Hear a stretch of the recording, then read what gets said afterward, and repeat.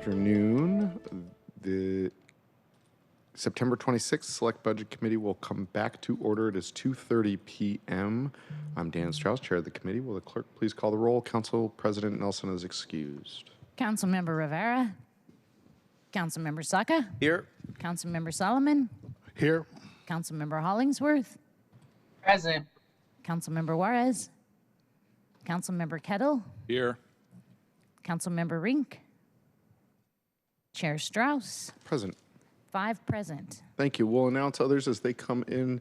Councilmember Kettle wanted me to note that it was the veterans, Councilmember Hollingsworth, and the AmeriCorps guy that were on time. So thank you for your service to your nation. They've trained you well, gentlemen, and Joy. With that, we are going to jump right back into our department presentations. We've got Seattle Department of Transportation's with us, Director Emery. It is so darn good to see you. And we are starting about 30 minutes after anticipated because morning session ran long. So here we go. I'm going to turn it over to the both of you to walk us through your presentation. We have Councilmember Rivera and Rink now with us as well. And colleagues, I'll ask to hold questions to the end, and then we'll turn it over to Councilmember Saka as chair of the committee, open it up for other questions, just recognizing we control our own destiny. We can be here till 6 p.m. or we can be here till 4 p.m. Those are our choices as council members today. With that, I'm going to turn it over to you, Director Emery. Wonderful to see you. If you want to introduce and take us through your presentation. Thank you, Chair Strauss, and good afternoon, council members. Today, I'm joined with my esteemed colleague, Chris Castleman, our Finance Department Deputy Director, I'm sorry. Director of Finance and Director of Administration. Finance. I call her Castleman, Chris Budget. Chris from Finance. Chris from Finance is her nickname. In the back, I have Chris Godwin, who's our budget manager, and then Bill Labor, our esteemed council liaison. So thank you for having us, and thank you for this opportunity. I see Director Noble wanting to jump in real briefly. Apologies. I apologize. This is entirely personal and an intended embarrassment of the person behind me. Chris Godwin, former Central Staff intern, and now on the finance staff at SDOT. With that, I'm also reminded to thank CBO staff and Central staff as well for their partnership. Thank you for this opportunity to share how Mayor Harrell's proposed 2026 budget supports transportation priorities that benefit our city, its residents, and the economy. This budget builds on efforts already underway to make Seattle a vibrant, welcoming city. It supports attracting visitors and businesses to downtown, preparing us for FIFA events, and managing critical transportation infrastructure projects like the Revive I-5 impact to the city streets. In 2025, we delivered results, including wrapping up key levy to move Seattle projects like the Alaskan Way Safety Improvement Project, filling a critical bike network gap, and installing our first ever freight bus lane in Soto. And we shifted to more crew-delivered enhancements as we kicked off the new levy, allowing us to tackle a wide variety of projects and adapt quickly to challenges like weather or emerging issues. For example, already this year, we've made a little bit less than 8,000 sidewalk repairs, completed about 90 bridge preventative maintenance projects. We've planted 130 trees and then marked about 1,300 crosswalks.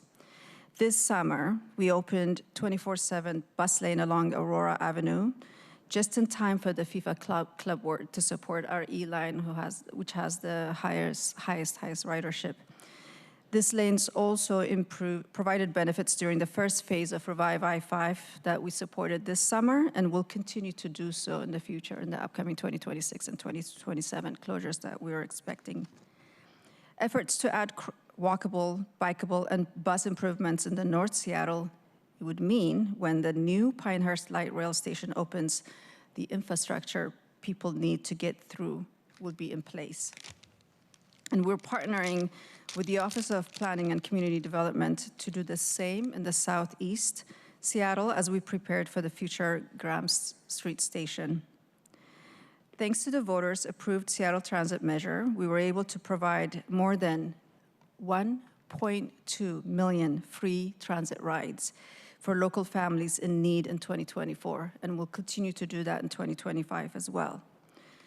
Partnering with WashDOT, King County Metro, and Sound Transit has strengthened our ability to manage major projects like the preservation of Revive I-5 that is impacting the closure.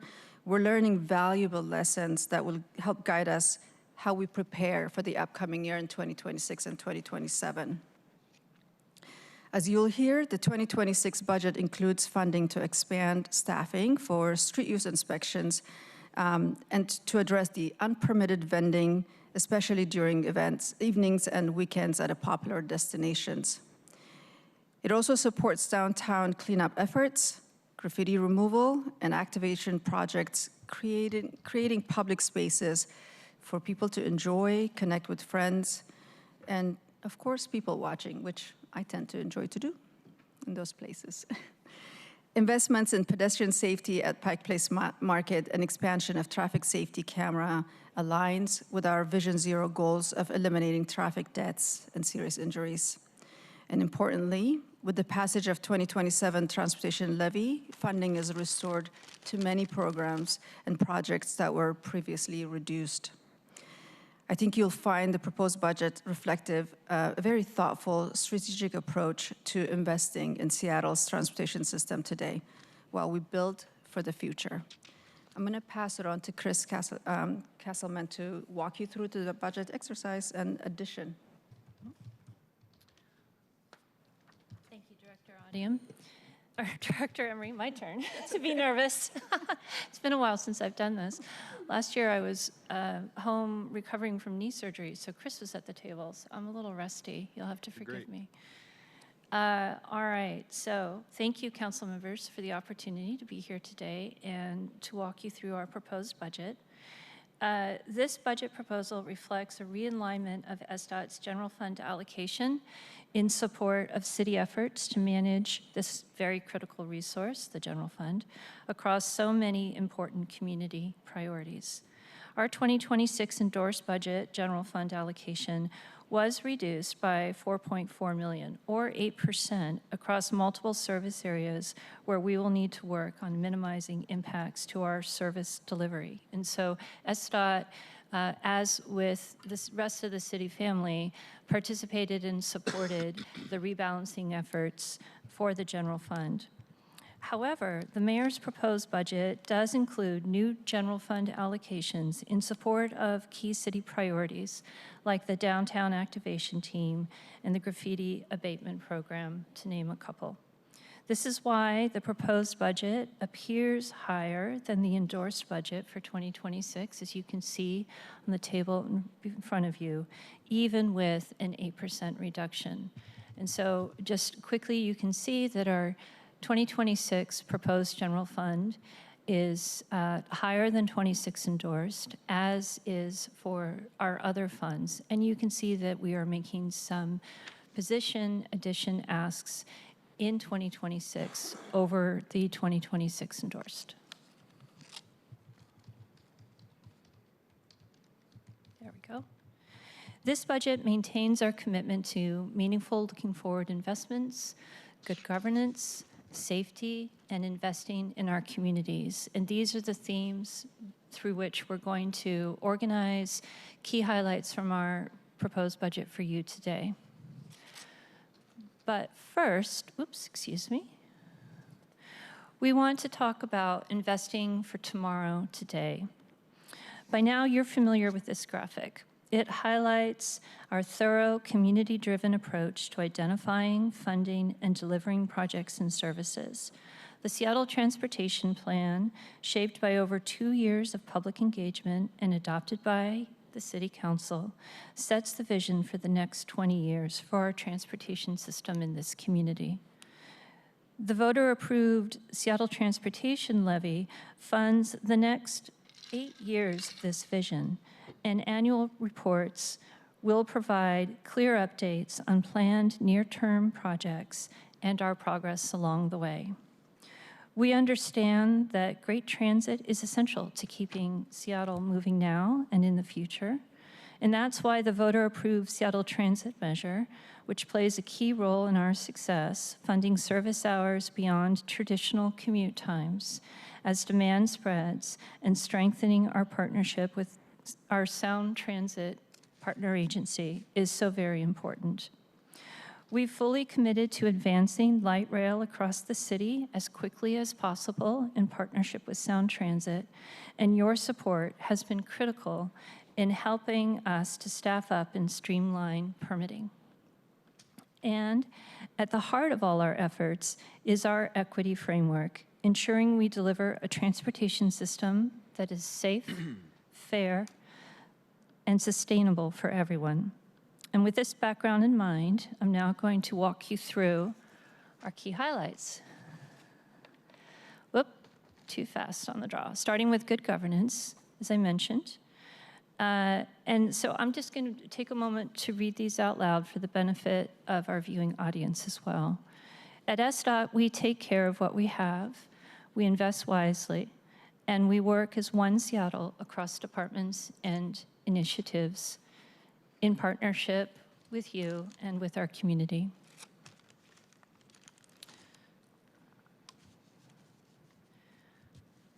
There we go. The first highlight I want to share with you is about the Seattle Transportation Levy and the staffing update. Last year, we held on hiring in the first part of 2024 in light of the city's constrained financial situation, and until we knew if the new levy would be approved by voters in the fall. This year, following the passage of the levy, we started in earnest to backfill existing vacant positions and recruit for the new levy positions approved by council, and we're seeing results. The council granted us 72 new levy staff for 2025.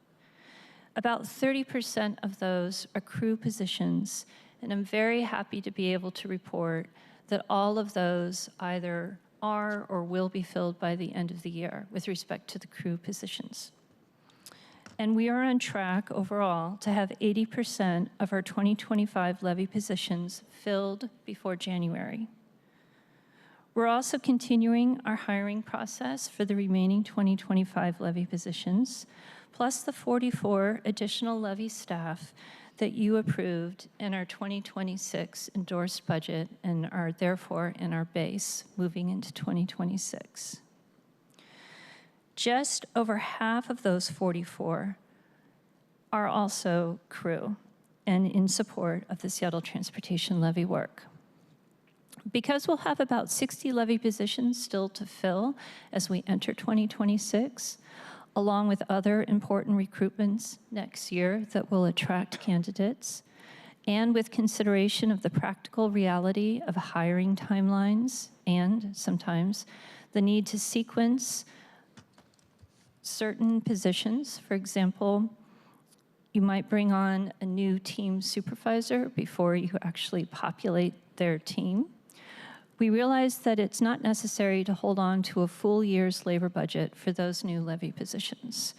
So we're taking the action to realign the labor budget for the levy in 2026 to better reflect what we anticipate to need in labor costs for next year. The next good governance highlight I'd like to share is the parking position transfer. We've aligned with the Department of Finance and Administration Services to consolidate the city's pay station maintenance and operations into SDOT for greater organizational efficiency for the city. This step acknowledges the steady decrease in coin use to pay for on-street parking. As you know, users can pay for on-street parking by the Pay by Phone app, which uses a credit card or a debit card, or they can use the pay stations on sidewalks. Pay by phone payment accounts for about 80% of paid parking. The pay stations, which account for the remaining 20%, do accept debit and credit cards, and they also accept coins. But of that remaining 20%, only about 2% is actually paid with coins. So by bringing these positions into SDOT's parking shop and redistributing coin collection, pay station maintenance, and credit card security assurance work among staff, we can improve overall service levels across the inventory of our on-street parking pay stations. And I do need to make a correction on this slide. We inadvertently indicated that all 3 of the positions transferring over from FAS are vacant, when in fact only 2 of them are. And so I apologize for that error. Just Chair's prerogative to clarify the record, since we're making a clarification here. You're bringing over 3 positions. 1 is filled. Yes. Is that person coming from FAS to SDOT? Yes, they are. Fantastic. Thank you. Thank you. Moving on. If the button will help me out here. There we go. New street use construction inspection positions. As you are keenly aware, we're moving into a heightened period of construction activity and major events affecting our transportation system, including those involving our regional transportation partners, WashDOT and their various projects, including the continuation of Revive I-5, and of course, Sound Transit's Link Light Rail system expansion. Adding street use inspectors makes sure construction sites are well maintained and people can continue to move around them efficiently and safely, whether they are walking, rolling, on transit, or driving. With our current staffing, we are only able to get to about half of the scheduled inspections within the time frame they are originally intended to occur. And so adding these 3 positions starts to close the gap.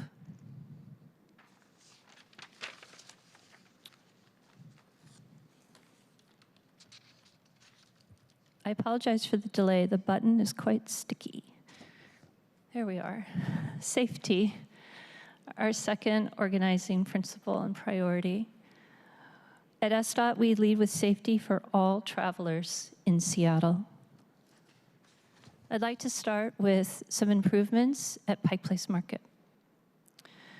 We've had a productive partnership with the Pike Place Market PDA to pilot managing vehicle access to the busy, lively, and narrow space for only authorized drivers. This pilot has allowed us to gather valuable feedback from businesses, individuals relying on ADA access, and our emergency responders. As the pilot continues, we are exploring solutions to further enhance safety, including the use of barriers to prevent vehicle ramming, while ensuring we address the priority of easy delivery access for vendors and businesses. This $2 million proposed investment included in the budget is a critical step toward protecting visitors to this iconic Seattle destination. This funding ensures we can move from studying potential solutions and align implementation with FIFA World Cup preparation, making places that will be visited by a lot of people, residents and visitors alike, like Pike Place Market, even safer. Over the remaining months of this year, we'll be conducting a study on different types of barriers, which will provide the insights needed to make informed decisions for 2026. Our collaboration with the Pike Place Market PDA will ensure that the final approach will be thoughtful, inclusive, and tailored to the unique character and needs of this area. Next is the 12th Avenue retaining wall construction item. This action addresses the need to repair and preserve a portion of 12th Avenue South on Beacon Hill that was damaged during winter storms in 2021 and 2022, and where we've had a temporary safety measure and soil retention system in place. This request provides funding for design and the start of construction of a permanent solution. This is a 2-year project, and we anticipate identifying additional resources to complete construction in 2027 in the upcoming biennial budget process. So this item funds the work in 2026, and the project will, just because of its complexity, continue into 2027. And now, automated traffic safety cameras. This year, in partnership with the Seattle Police Department, our focus has been on installing 37 traffic safety cameras at 19 new school sites to enhance safety for students and families. While vendor capacity has presented challenges to the timeline, we've made good progress. Cameras are installed at 10 locations, and Seattle City Light expects to energize them over the next 2 weeks. Cameras will then be operational within 1 to 2 days of energization. The primary delay to this effort is the vendor's engineering capacity, along with new requirements for power supply. We've also, just earlier today, we're saying among ourselves that we don't think that the vendor has ever received as many requests for cameras at one time as they have now. And so we want to acknowledge that as well. For the remainder of 2025, the vendor will focus on completing the school zone camera expansion. In the meantime, staff are finalizing the 10 locations for the first 20 full-time speed cameras. This includes the 5 locations we have already committed to installing and 5 additional locations included in the proposed budget. These locations will be along high-speed corridors and in areas with a history of serious injuries, including former racing zones, as identified in the high injury network. And we will apply lessons learned from working on the school zones to this phase of our work. Equity is, of course, a key factor in our decision-making as required by state law, and because, of course, it's the right thing to do. We're using the city's Racial and Social Equity Index to help ensure fair outcomes. Installation relies on SPD's ability to issue work orders and SDOT finding a solution to the vendor's engineering and technical challenges. To assist with coordination and help problem solve, the 2026 budget also proposes 1 full-time employee dedicated to making the program successful and to meet state reporting requirements. Current expectations are to have SPD issue a work authorization to the vendor for the full-time speed cameras soon after the budget is passed later this fall. We'll then develop a schedule for installation and activation based on current experience in this work. We expect the engineering and installation processes could take between 12 to 18 months to complete, and we'll be sure to provide you with updates as we go. As cameras become operational in 2027, we feel obligated to point out that SPD and the Seattle Municipal Court will require funding allocations to manage their portion of the traffic safety camera program.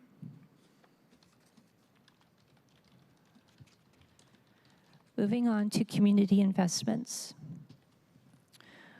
At SDOT, we believe streets are for people and contribute to the places we love. Addressing unpermitted vending. Due to the pandemic, we significantly reduced vending enforcement around stadiums and nightlife areas like Capitol Hill. As operations have returned to normal, we've seen a sharp rise in illegal vending and noncompliance, even after outreach and citations.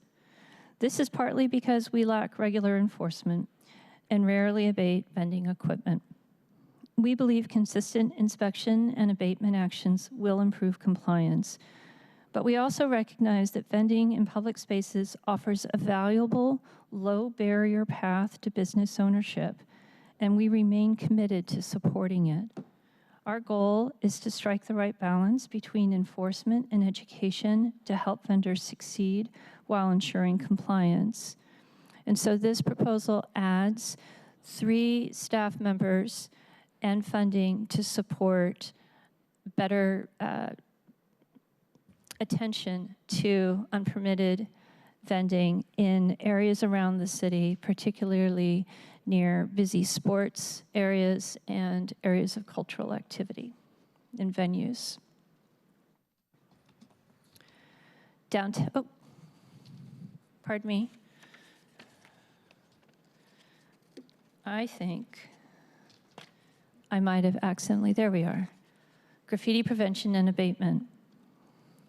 I believe you heard earlier from the Seattle Parks and Recreation Department about the 5 pillars of the One Seattle Graffiti Plan and the collaboration between Seattle Parks, the Office of Arts and Culture, and SDOT under the direction of the Mayor's Office.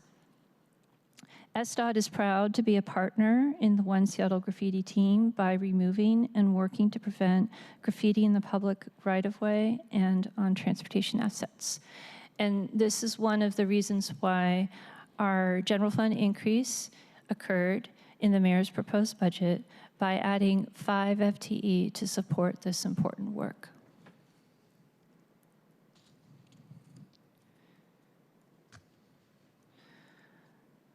Downtown daily cleaning. This budget also includes a significant further investment in SDOT's contribution to supporting a clean and safe space for residents, workers, and visitors to enjoy.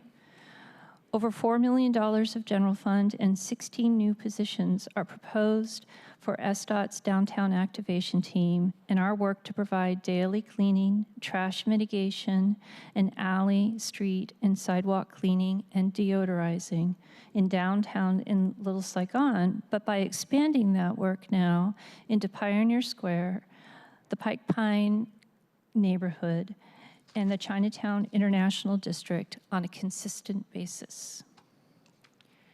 And at this point, I'm now going to turn it back over to Director Emery for our last slide and closing remarks. Thank you. We have a big year ahead of us. Oh. Let me try again. In closing, we have a big year ahead of us with large events and major construction planned. But Seattle will be open and will be welcoming everyone to continue enjoying everything the city has to offer. We'll use the transportation levy and Seattle Transit measure to make safety upgrades, helping our vulnerable users to move comfortably around our city and to continue investing in bus services and transit ambassadors. Sound Transit expects to open line 2 line, to begin operational across I-90.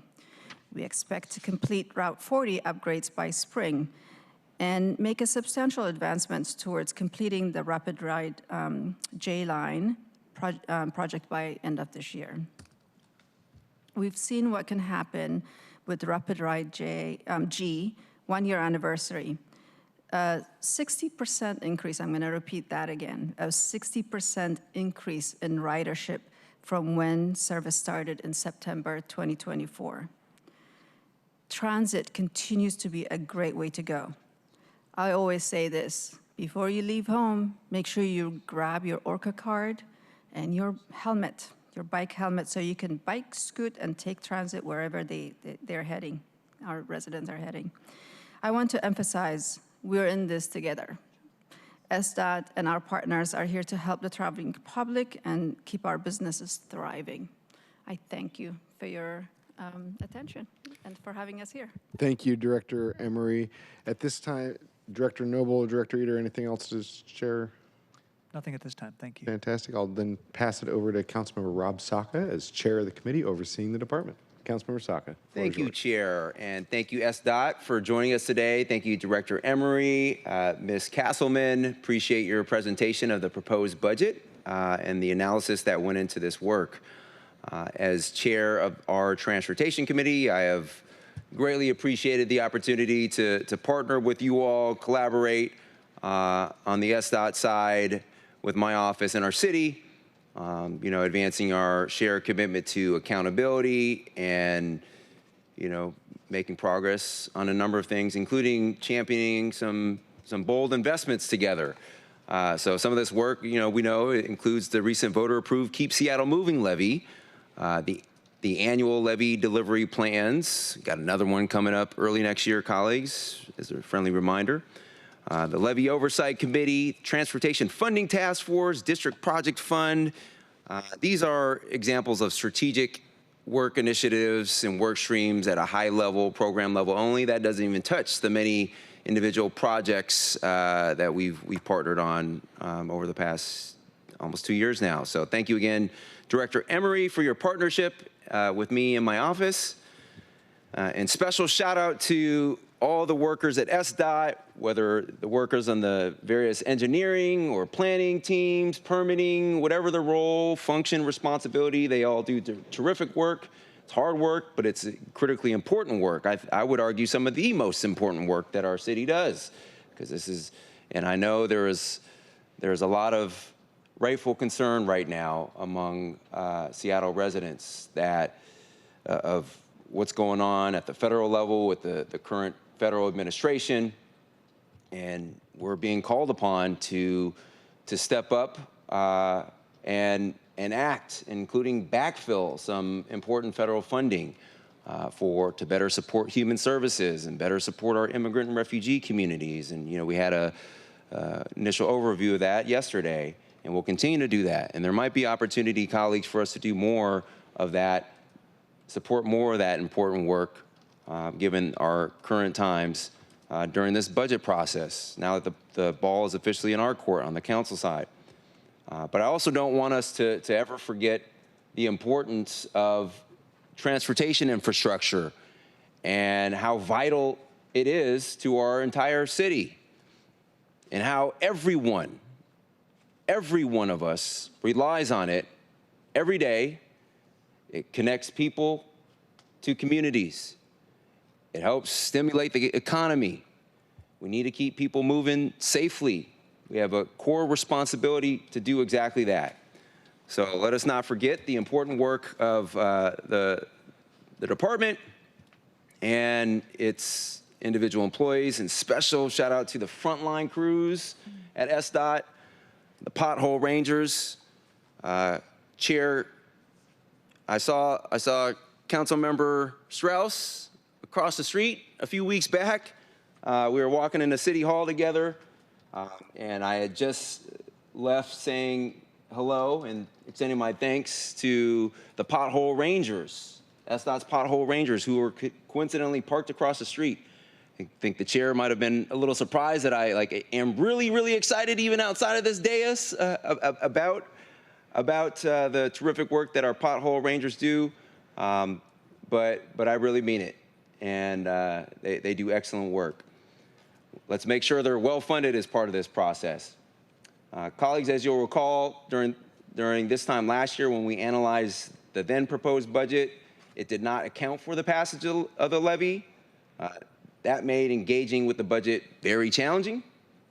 Luckily this year, we do not face the same challenge, but during last year's budget, this council built on the mayor's proposed budget for SDOT, including by adding investments for non-school speed zone automated enforcement cameras, neighborhood traffic safety improvements, investments in traffic or in transit safety, including transit ambassadors, behavioral health teams, transit security services, and the like. So going forward, and many of my questions today will be focused around, following up on some of those items. But my first question here for you all is, in last year's budget, SDOT mentioned challenges meeting needs around maintenance and preservation of assets linked to the previous levy ending and flat or declining revenues. Today, SDOT has again noted some concerns around declining revenue coupled with increasing costs. So curious to better understand, how is SDOT grappling with economic challenges while maintaining a commitment to deliver on the nuts and bolts basics, everyday basics that our city's residents expect? Well, thank you. Great question. In partnership with you all, we our transportation levy 2024, as you know, is based on infrastructure, rehabilitation, and heavily funded in that. Yes, we are seeing a decline in other transportation sources, revenue sources, but we could continue to advance those preservation through the levy. We'll continue to advance other spot improvements, our core services that rely on the other sources. We'll continue to communicate also what the challenges would be, if there are any, as we advance our effort. But the levy is carrying us forward in doing a lot of our preservation work. As you know, in our partnership, we did package a very strong preservation levy. So we're going to continue to advance those work and inform as we have challenges if there are the other color of money that our transportation funding revenue that are declined have any implication to those efforts. Thank you. And moving along, I have a quick question about our progress with a specific asset class of our broader infrastructure inventory, so sidewalks. So as you know, last year's voter-approved levy included the biggest, boldest, most transformative investment in the construction of new sidewalks in city's history. And construction of new sidewalks, along with sidewalk repair, is a very important priority for me and my office, and I know many of my colleagues at this dais. Because everyone, at the end of the day, is a pedestrian at some point in their journeys, in their lives. So would love to just better understand some of the department's initial progress with respect to implementing some of these bold new sidewalk construction investments in this new voter-approved levy, and then how is the proposed budget better positioning the department to continue that progress next year? Another great question. Sidewalk, a very important asset, especially for our vulnerable users. Lessons learned from the Move Seattle levy, we've incorporated what we call crew deliverable work. So it's front-loaded in our levy, which is really tackling that task that you just talked about, which is building affordable sidewalk. And we've been in those walks with community. It's just the most rewarding process to see in real life, walking through those challenges that our residents are facing as they're navigating the right-of-way. So compared to our Move Seattle in year one, you'll see a lot of greater progress in terms of implementation because of the pivot to a crew deliverable approach that we've incorporated. We do have the Transportation Funding Task Force, thank you, for City Council in implementing those things, which also helps us in advancing beyond the 350 blocks of sidewalks that's incorporated into the 2024 transportation levy. What would what the future path would be that would help shape that as well. We take this element very seriously as it's a critical infrastructure for our vulnerable users. So I would say we've made great progress, and you'll see it in the levy oversight report out in year one compared to the Move Seattle lessons learned that we've done, just because of the strategy that we've selected. Sure. Thank you so much. On to the topic of transit security. So transit security remains a top priority for me in my office. And last year, as I noted earlier, this council made a number of bold investments in this space in particular, as well as SDOT, or requesting SDOT report on implementing transit security improvements in services and policies. And I think we received the report earlier this month. Thank you for that. But just would love to better understand as well, how has the department used these resources allocated to the department specifically for transit security and safety? And what is the plan and proposal with respect to transit security and safety in the current proposed budget? So we work in partnership with King County Metro, who actually delivers the service. they conduct the hiring and implementation of those safety ambassadors and so forth, not just exclusive to King County Metro, but inclusive to streetcar, which is the only transit operation that the city owns. We mimic the same strategy. There is a regional transit safety forum that the county has hosted regionally, so we're implementing those things and paying towards those. Of course, the STM is the source in which this is paying for, in addition to the implementation or the added revenue or budget that you guys have adapted last year. So it will be an important task as we think about renewal of SDM, that it will be incorporated into as a standard service moving forward, as it's needed to make our riders to be safe. Thank you.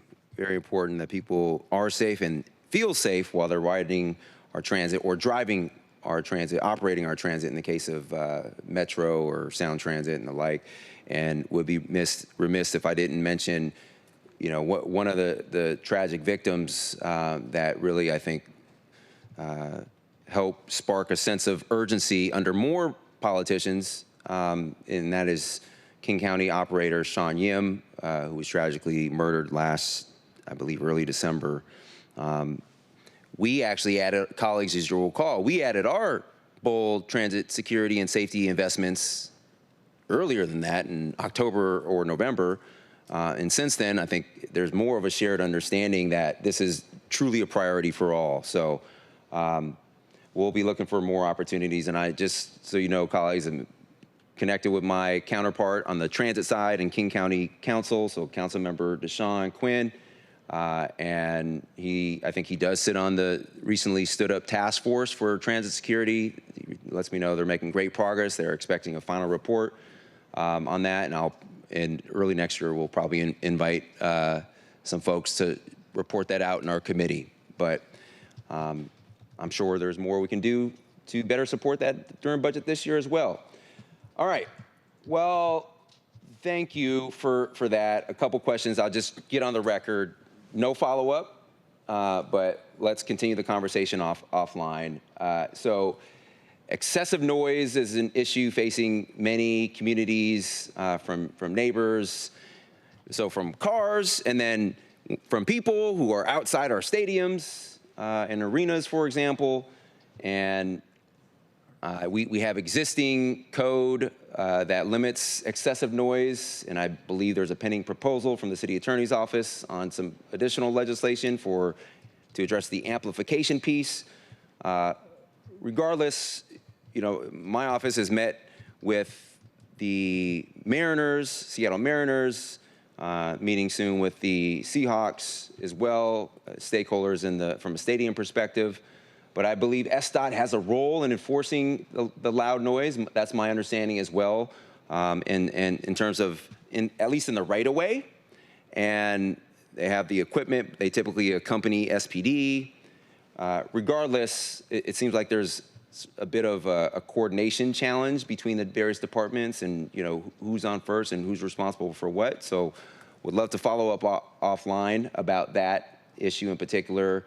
And next, just want to talk a little bit about, want to learn more about some of the performance metrics for some of our transit services that we operate. So we are in a limited budget environment, and we need to invest in transit services in a thoughtful manner, keeping a careful eye out for redundancy and overlapping services. And I note that the current proposal is for $3.4 million to run the streetcars. We also operate, of course, the Seattle Monorail as well. So those two agencies, well, we own, King County Metro operates those on our behalf. And then the total city subsidy for 26 is $13.4 million. So would love to better understand the current ridership performance trends for both of those lines, and specifically the South Lake Union streetcar as well, and Monorail. Yeah, curious to better understand performance of that. Finally, I'll note I appreciate my colleagues, council members, Solomon and Rink earlier for raising the Lake Washington Boulevard safety projects and plans and the coordination required. I intentionally bit my tongue because we were out of time and I knew they were coming up. Another responsible department was coming up next. But we learned there's a shared responsibility as between Parks and SDOT in that work. I'll just share right now, my office has also been meeting with impacted members of the community, and this in my role as chair of the committee, citywide committee that oversees one of the responsible departments. So been meeting with some folks, and there is, including the Rainier Valley Greenways, Bike Works, and more. And I share a desire that we need to do more to address road and user safety on Lake Washington Boulevard. And I know there's a pending analysis by the department, well, in this case, the Seattle Department of Transportation, and some shared decision-making and decisions looming, but would like us as a city to better address safety on Lake Washington Boulevard. More for follow-up. In any event, that concludes my comments. Questions, Chair? Thank you. Thank you, Councilmember Saka. Councilmember Kettle, I see you have your hand. You are recognized. Thank you, Chair Strauss, and appreciate Transportation Chair, Committee Chair Saka's rundown, and he remains the undisputed king of potholes. But Director Emery and Ms. Castleman, welcome. Of course, welcome back, Director Eder and Director Noble. Going through different pieces, I really appreciate in your briefing your discussion about good governance. It's really important, and the Seattle Transportation Plan, I think, is a great example of that. So much so that I've been highlighting it in my discussions about the need to have a Seattle housing plan. Hopefully that hasn't caused any challenges within the mayor's team, but I have talked to Director Winkler-Chin about the rationale behind that, and it's not just a plan, but it's the practices that go into it, the work, the breakdown, the different planning pieces of it, and I think it's a great model, and so now I get the chance to say it to you and from this position. So thank you. Also, thank you for your work in terms of partnering with the Pike Place Market PDA, Ms. Leitenberg. I think that's really important. The collaboration and the work that's been going on between SDOT and the PDA at Pike Place Market is a great model of in terms of moving forward. And so I appreciate the work, and then also looking out for alternatives and possibilities and good ideas about taking advantage of the situation right now. All the work that you're doing, it's not just SDOT too, by the way, there's utility work and so forth, but to have those pieces integrated and with a comprehensive look, and the progress already made is very strong for Pike Place, the street itself. So thank you. And it's really important to have it done before the FIFA World Cup, so thank you. Also, the broader pedestrian and traffic safety work, I think this is really important, partnering where need be to further, pedestrian and traffic safety is very important, and initiatives to do that are important. And so is, I'm starting to use the term Greater Downtown Activation Team, because clearly, we have our downtown as part of our District 7 Neighborhood Council, but as noted, there's some that goes outside in D7 to in D1, D2, and D3, capturing other neighborhoods. And so this work in the Greater Downtown Activation Team really relies on the various departments coming together. So SDOT participating in that is key, as is within the Unified Care Team, not mentioned, but the Unified Care Team work is so important, particularly because we're trying to, this place-based approach and so forth, and it makes a difference when I'm in the various neighborhoods. Having a clean street to go with the efforts that SPD may be doing, or Care Department may be doing, or every other department. It really, really, really helps. Noted your community investments, the unpermitted vending. I'm not sure if you're a part of this, but every Thursday is the Queen Anne Farmers Market, and what initially started as like one person that was kind of below the radar, then popped up into a big unpermitted vending situation. But when I went by yesterday, there was nothing. So I'm not sure if it was SDOT or somebody else involved, or just happened to go away. I'm assuming some active participation in terms of cleaning up that, because it's really important for the Queen Anne Farmers Market, and it's not just Queen Anne Farmers Market, it's the other farmers market too. They're really working hard to deliver a service for the community, and if it's being leveraged in a way that's not appropriate, that's not right. So so thank you for your work on that. And by the way, this also is important, like with Climate Pledge Arena. I've had discussions with them and their representatives, and there's so much going on. Just this week, Tuesday night it was the Jonas Brothers. Wednesday it was Lincoln Park. Last night it was The Who. I think this weekend the Kraken. I mean, there's so much going on, and this unpermitted vending piece is important. And, again, it's when it really explodes that it becomes a major problem, and we just need to be doing things right in that perspective. Back to transportation more generally. This kind of goes to the transportation plan, but the various programs, the street program, pedestrian program, but I'm really interested in the bridge program and moving forward, and the freight program. The bridge program, as I've noted, D7 is really a peninsula. If you take the 6 bridges that go over Interbay, Ballard, Fremont, and the Aurora bridges, and then the I-5 bridges, we're really in peninsula, if you think about it. And so this is key. Magnolia Bridge is probably one of the key pieces there. And part of this, too, and working with my colleague and my fellow Magnolian district rep, is the emergency access from the marina in order to get up to provide that kind of emergency access for responders if that bridge was to come down. And for those that have stood underneath it, you can imagine it doesn't take much. So, so I think having those pieces move forward in the freight program, and ensuring that we can really get movement along our roads. I'm constantly seeing where logistics is done on our streets, and it just messes up our transportation network, our road transportation network. And then that's really important for the specific freight programs, like with the port and maritime pieces, the heavy haul networks, and the like. So thank you for your work on that. And with that relatively short chair, I am willing to pass it off, I believe, to my council member to my right. Thank you. We should have had you this morning. Anything you want to share in response to Councilmember I just want to Kettle? say thank you for your partnership, Councilmember Kettle. We've been in Pike Place Market together with PDA and other projects as well, but I really appreciate your partnership and collaboration space that you create for us. Yes, we'll continue to do so on my team as well. I really appreciate my team's effort for that. Thank you. Councilmember Rink, see you have a hand, and then Councilmember Rivera. Thank you, Chair, and thank you all for being here today. Whereas Councilmember Kettle was a little bit short, I'm afraid, Chair, I have a number of questions for today and hoping we can get through them.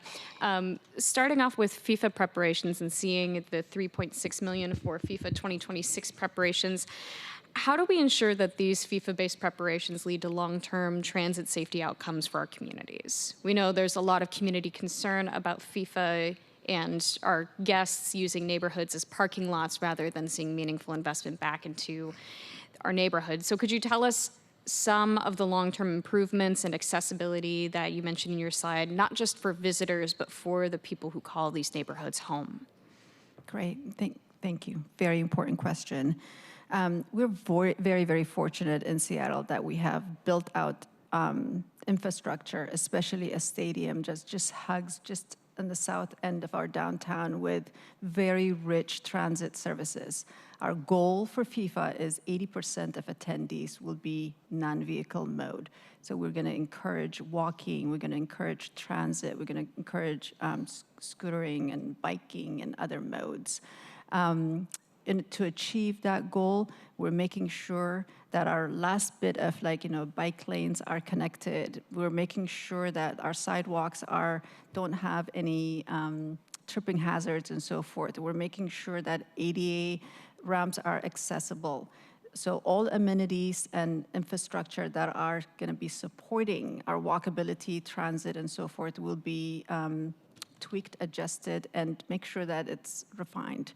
We're looking at the stadium to the Seattle Center to be the core corridor for moving people, but we're also going to be taking opportunity of what would a non-game day look like in Seattle. We are inviting this as a great opportunity to highlight community neighborhoods outside of this Seattle Center and stadium sector.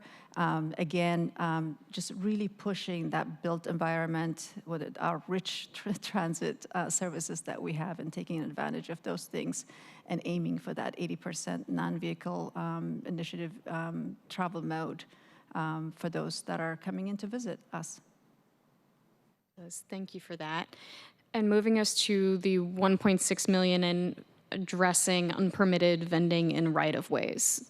Listen, cards on the table. I love being able to get my mango with con tahin, and I've had many a midnight veggie dog on Pike. And so I think I'm really curious, what do we mean when we say address unpermitted vending? What does that interaction look like? Appreciate the question, and we see it as, so small businesses start up, as this unpermitted vending. So we approach things with education first, making sure that there's a permit process and how we can streamline those things before we even do citation. This particular budget is going to help us in addressing off-hours time that we don't have the personnel currently. We have an 8 to 5 personnel that addresses this thing, but in reality, the surge is happening with events outside of, in the evening and weekends and so forth. So this will give us the personnel to walk through, I said, we lead with education, with information sharing, because for those that can, do it in a compliance with the permit, we want to invite people to do those things if they follow the process. So before we do abatement of equipment and so forth, we do citation. If it's a repeated thing, then we would step it up to abatement of the equipment and so forth. But in all honesty, we want to be meeting the compliance of required right-of-way regulation and invite people to go through that process, the permitting process. And if that's not happening and there's complete violation constantly, then we would, the worst would be abrogating their equipment. Director Emery, I appreciate you leading with an approach of education. I think when this was announced, the immediate concern that I heard from community members was, of course, we know it can be challenging to get a permit, and so concerned about inequities playing out in terms of who gets a permit, who does not. And we've also continued to hear from community groups also on how, vendors can lead to public space activation, which also results in and can create more of a sense of safety too. And so finding ways, as you stated, in many cases, these are small businesses wanting to pop up. We want to find ways to support that. So I'm hearing from you, it is the intention of the department to take an education-oriented approach. That's right. And just for the purposes of my own clarity, the permits that they'd be getting would be through which department? Street use. Street use, got it. And SDOT, yeah. I'll just say that, if I may add, we've been working very hard over several years and continue to do so to make our permitting processes as accessible to everyone who needs to participate. And by that I mean make it easy for them to understand what the permitting requirements are, leading people through the process, really taking a very close look at our fee structure and taking into consideration equity as well as legal compliance needs. And we really do lead with that value when it comes to permitting. It's both its safety, its regulation, and its community support. Appreciate that. Would like to continue the conversation too on just that piece.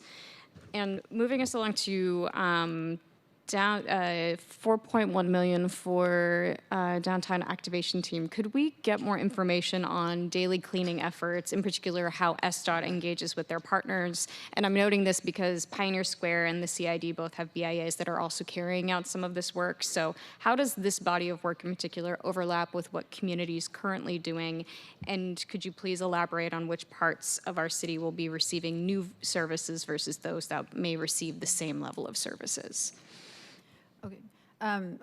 This is complementary to what DAT and Pioneer Square and so other organizations are doing. But we'll get you scheduling, like, how many times that's being cleaned, where, we're governed and guided by the mayor's office, IDT, centralizing the IDT effort. But we'll follow up, excuse me, with sequencing, where, area, and frequency of cleaning, and what it entails. It's pressure washing, litter, abatement of graffiti in areas.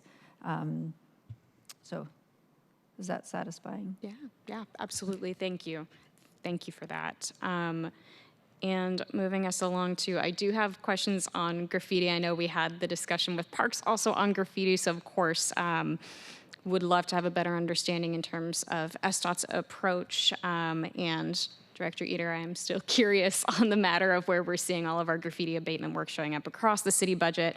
But how is SDOT looking at ensuring that this investment in graffiti abatement is serving as more than just one-time investment into communities, but rather ongoing, thinking about public space activation and efforts to prevent future graffiti? So there's an IDT at the mayor's office that encompasses multiple different departments, and SDOT is one of them. We have assets that we specifically, so signs, any regulatory signs, and then the parking meters and so forth, we retain. We have retaining walls and bridges that we abate graffiti. The joyous thing about this graffiti effort is the murals. I really like them. So we have, SDOT happens to own larger retaining walls, which without a mural, very attractive for graffiti tagging. So implementing those murals is a strategy in which the IDT is pushing forward. It's also beautifying our city and carrying, important messages. I heard APDS talking about the campus parkway that you guys should drive through it. I don't know, did you drive? It's beautiful. It's a very large retaining wall owned by SDOT, and it used to be a graffiti just attraction for tagging, and now it tells a beautiful story, and the artists that put it together. So that's how we're preventing future tagging, and of course, abating those that are showing up in our. It was a surge, past pandemic, post pandemic. It's been a huge surge. So we're complying with that and maintaining guided by the IDT. Thank you. Thank you for walking us through that. And I'm going to keep going through my list here. Okay. Thank you, Chair. Taking us to $1.4 million for automated safety cameras, could you walk us through just, again, the rationale for an additional FTE? Does this FTE deal with the ticketing process? I was under the impression that's primarily done through Seattle Municipal Court. And how is the department working how will our automated safety camera program really strike that balance between transit safety while not bringing on more equity concerns? So the FTE will do a couple of things. One, there's a significant reporting that the state legislation is mandating. So we'll be working on that, as also doing the coordination with. It's a three-legged approach. This automated traffic safety camera. There's the SPD, Seattle Municipal Court, and SDOT, right? So it's a partnership. So that position will be helping coordinate, move things along. In terms of equity, the state has built in a very significant equity lens, and making sure that community is not inundated with this cameras. So to kind of making it data-driven process and approach. So we're very intensively looking through that process, making sure that we have an equity lens as we are like implementing the safety strategy along those neighborhood. Have I answered all the questions? Yes, yes, thank you. Thank you for walking us through that.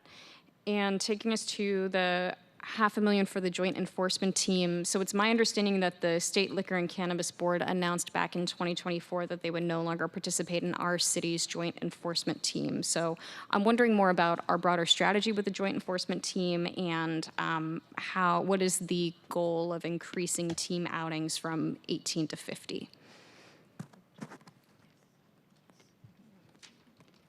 Chris is going to take this one. Well, I'm going to take it by saying we will have to get back to you, council member.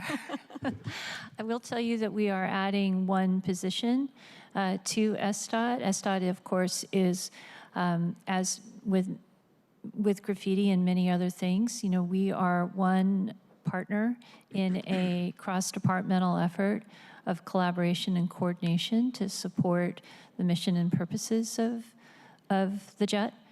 But we'll have to get back to you in consultation with the mayor's office and the city budget office and our own SMEs who are not here today about SDOT's participation. And Councilmember, I'm going to use chair's prerogative for a moment.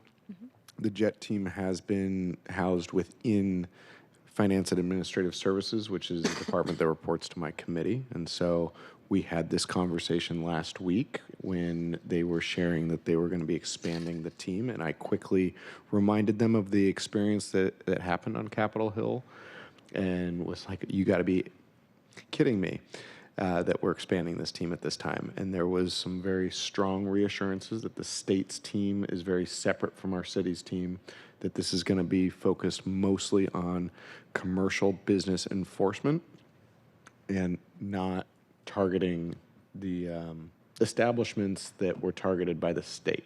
And so that was my understanding from talking to subject matter experts, which can be referred to as SMEs. I will ask that we don't use acronyms My apologies. in committee.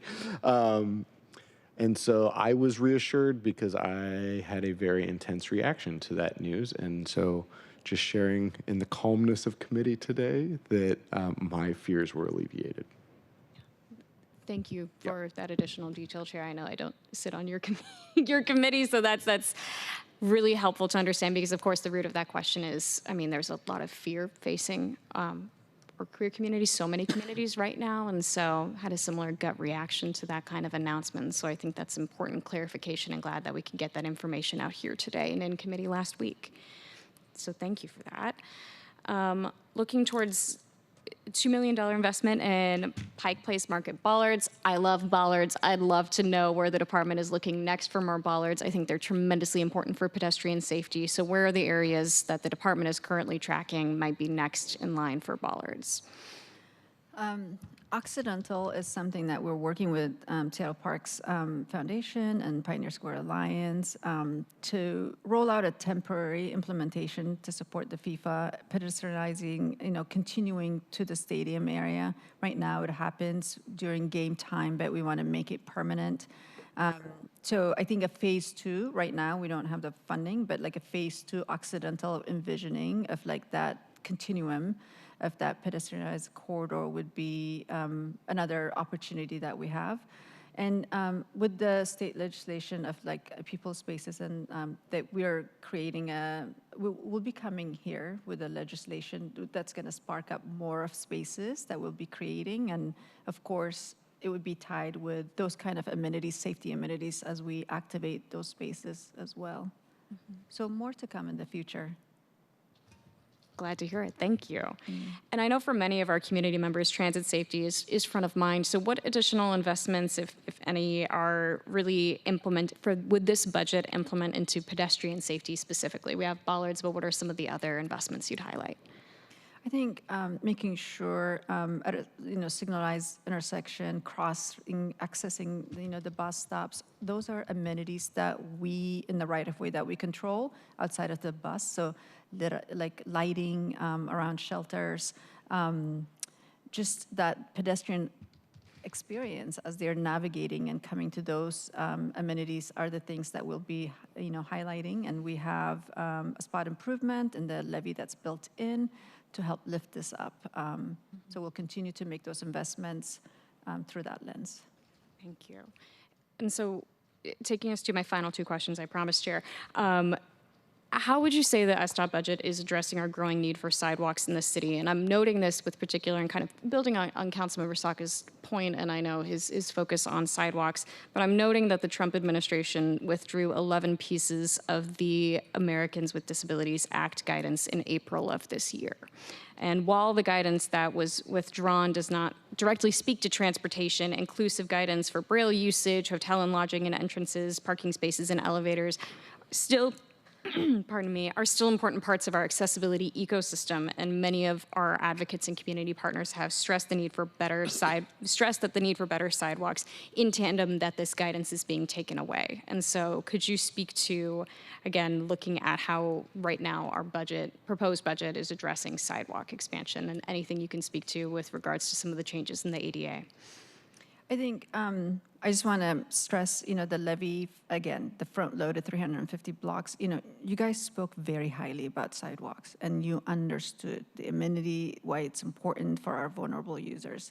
So we're going to continue to implement those elements as we look into the future. And thank you for giving us the path forward and the Transportation Funding Task Force, how we remedy those things even moving forward. So there's a future path, and then as we invest in the front end of the levy. In terms of ADA, those are standard things that we built in our design criteria. We have the accessible APS push button that really addresses those things. ADA curb ramps are required. You can't build anything without those things, not just for our projects, but also developers that are coming in. So that lens is never going to go away from our standard specification. That's just a core standard process that we do. So that Seattle will continue to advance those things. It's important. It's a safety criteria. It's mandatory. That's how we view it. Thank you for reaffirming that commitment, Director. I think it's important to hear right now. And my last question, because I would be remiss if I didn't mention it here, transit reliability. And between the late 8, Rainier bus lanes, Aurora Avenue bus lanes, Route 40, Rapid Ride J, we have a lot of great transportation infrastructure that we know is here to serve our communities, but we have challenges with reliability. So what investments are being made with this budget that will ensure that we're continuing to make progress on addressing these challenges? I want my legacy to be known as the bus lane, red lane women, honestly. I believe in transit reliability, and I believe in transit mode is what's going to get us out of the growth that we're facing and reliability, and just like transit is accessible for all. For my mom, who had mobility challenges, to little kids, and it's just a freedom that it brings to our residents, and it's important. So we take it very seriously. As you've seen, we've implemented the transit lane on Aurora for 24/7. I'm super excited about the 4th Avenue, which is the first one that we've combined freight and transit corridor on 4th Avenue. If you haven't seen it, go out, see it. It's beautiful. So reliability to transit is mandatory.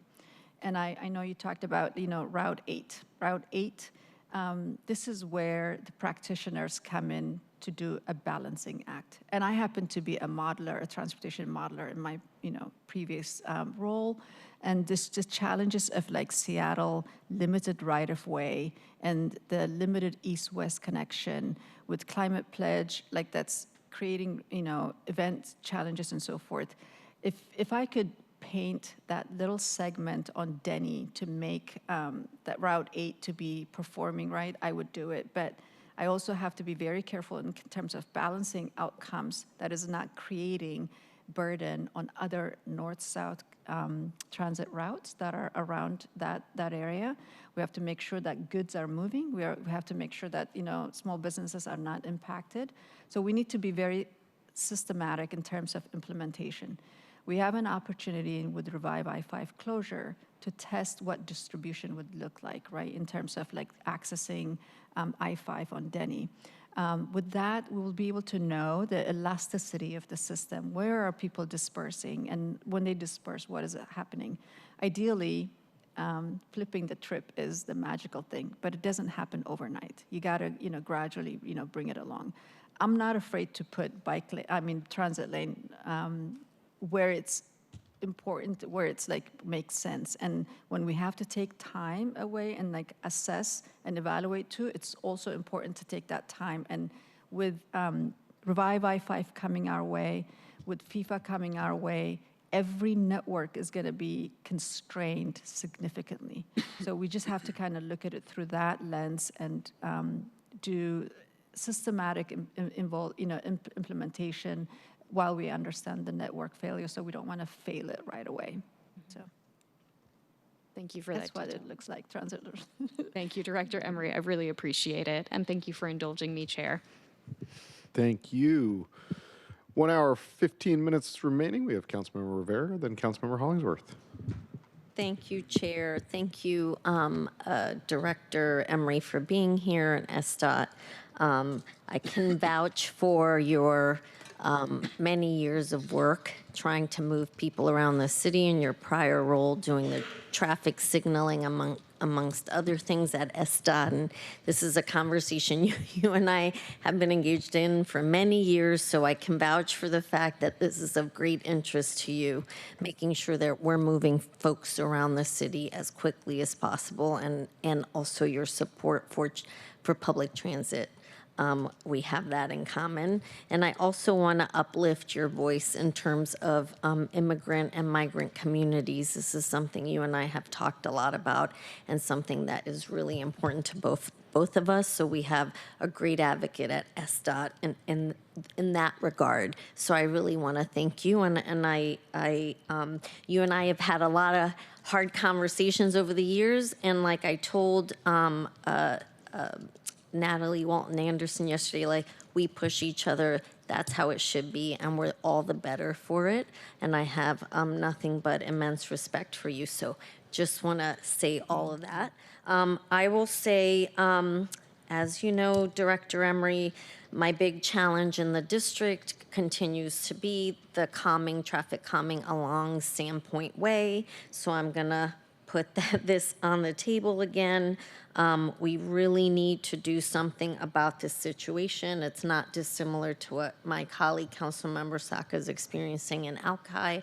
How do we address both for pedestrian safety? We did have, sadly, a fatality, a beloved member of Bryant Elementary who passed away, got hit by a car on Sandpoint Way. So this is really, I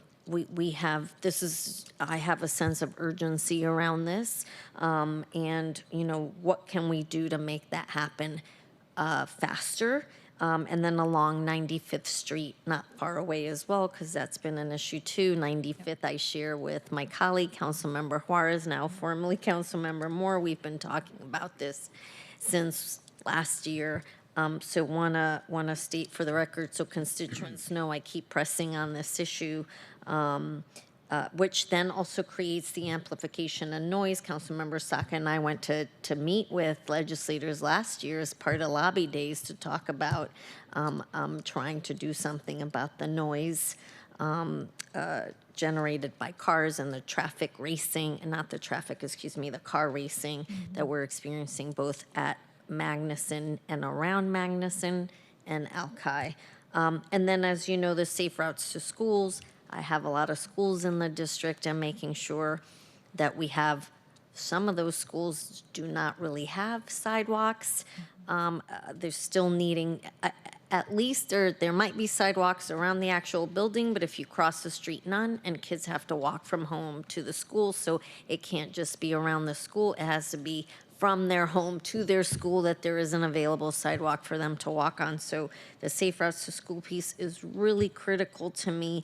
And because of this traffic calming piece, making sure that we have those flashing lights that those work to make people stop, and you can see them at night. That's what the great advantage of that is too. And so our days are short in the winter here, so we know kids are out and about in the dark trying to cross these streets, and traffic's only getting heavier and just faster. So even without the street racing, this is a real big issue, but we know this is the street racing is an issue on Sandpoint Way, so let's do something about that now, not wait for more fatalities to do something about that. And then, so we can continue to talk about that, and I want to know how in this budget we can address this. And I know I had your commitment to do something on Sandpoint Way. I know there are a lot of issues because of the emergency vehicles that use, so the whole traffic calming there I know has some challenges, but I know we can do something, so let's make it happen, please. And then on the street vending side, I will say that I understand that I also, on the street, I've worked with SDOT for a long time, and so I know a lot about the work, the great work they're doing over there. So I know on the street vending side, I can confirm that SDOT really leads with that education piece. For years now, this has been an issue, not just on the sidewalk, but on the street right away, even the food trucks, you know, making sure that they're all permitted. And I know that SDOT has always led with an education piece and making it easy and not difficult for folks to get a permit. You know, whether it's helping with the fees involved or just making the ability to get those faster and providing that technical assistance. So I know you do that. So when I know you do something, I want to uplift that up.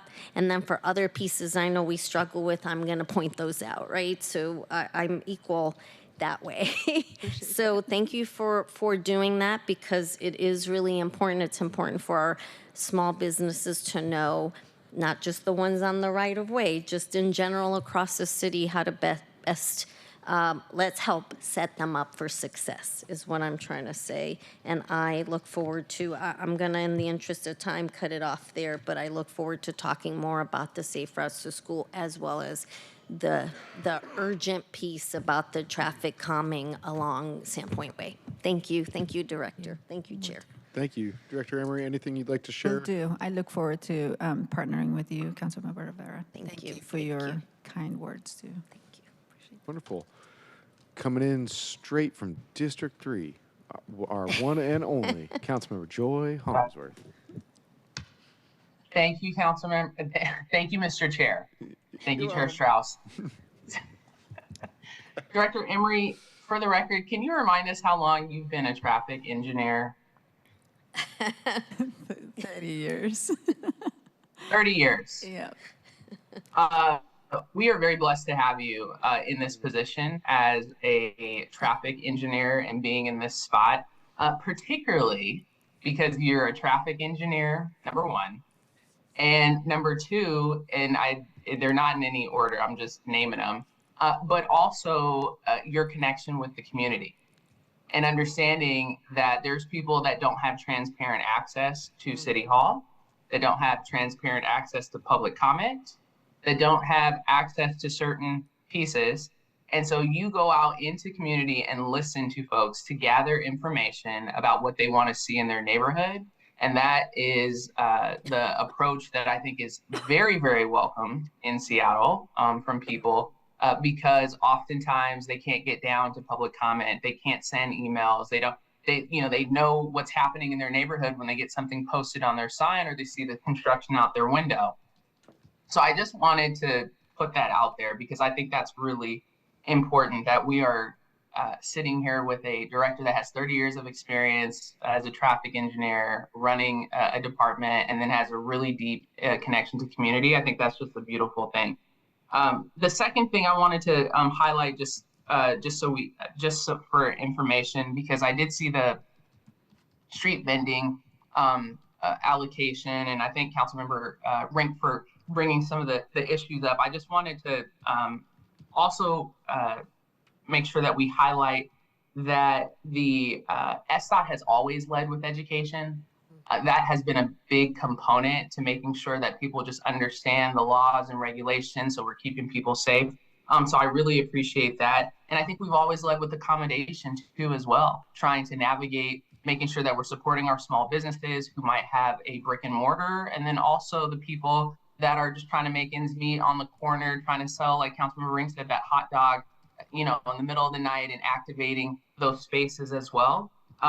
And so I think we should highlight some of the things. We have an oil dispense for trash that's on Pike Pine for some of those vendors that cook with oil, that they could dispense it so it won't, because there were complaints about people dumping oil straight into the sidewalk or down the drain. So there was a oil dispensing, not machines, but bins. We've also advocated our office, and we got SPU to do 2 times a day, Saturday and Sunday, for trash mitigation and pickup for the extra trash that's on Capitol Hill, because some of that trash was left for those vendors, and small businesses had to take that on. And so that was something as well. So that's 2 times a day on Saturday and Sunday, thanks to SPU. We also had issues with blocking of sidewalks, ADA, and safety things. And so I know there had been talks about us figuring out, hey, are there special locations to where we can make sure that people have access on the sidewalk? It's ADA compliant. And then we also make sure that those vendors are safe as well. Also working with Councilmember Mosqueda's office for a hand washing station as well. And then also our Board of Health and our health department, so people can get their permits so they know how to handle food properly. So we're making sure we're keeping people safe, no one's getting sick, in those aspects. And I think that's really, really important to highlight as well. And then also we know there's some vendor turf going on where vendors have certain specific areas and they have their turf. And so we've had to mitigate a lot of those safety issues as well, with, certain activity happening, and wanting to make sure that maybe there's a designation for vendors to go as well. And so these are all in that holistic approach that when I see that investment, it is trying to make sure that we are continuing the culture that we have of small businesses, of people coming here, making ends meet for their family, but also having some type of structure as well, so it can be long-term successful for people, with safety, with health standards, with regulation, so we can make sure, in education, to make sure that it can be sustainable. And I think that is really important to highlight as well. Thank you, Mr. Chair. Thank you, Councilmember Hollingsworth. Director Emery, anything you'd like to share? I just want to thank her for her kind words. Thank you, Councilmember Hollingsworth. And I really enjoy co-creating with community. I think I'm an engineer that likes to go out to see things in real life versus plan. So engaging with community is super important to us, to me as well. So thank you for recognizing that.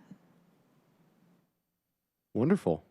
I see Councilmember Solomon, you've got your hand up. Yes, thank you very much, Mr. Chair. I'm just going to get right into it because we've heard a lot about traffic concerns in other neighborhoods, but I would be remiss if I didn't talk about D2. Primarily worked with the neighbors in the south part of Rainier Avenue, basically between Rainier Beach and the city limits, about the traffic issues that they've had with cars driving into their garages or into their living rooms, into their bedrooms, causing lots of vehicle damage. And I know I've spoken with, can't remember the gentleman's name. Vinu. Yes, about what he's been doing and working with the community. I know what the PD has been doing in terms of traffic enforcement, but in terms of long-term solutions to slow traffic down on that, to prevent these vehicles from winding up in people's living rooms, do you have,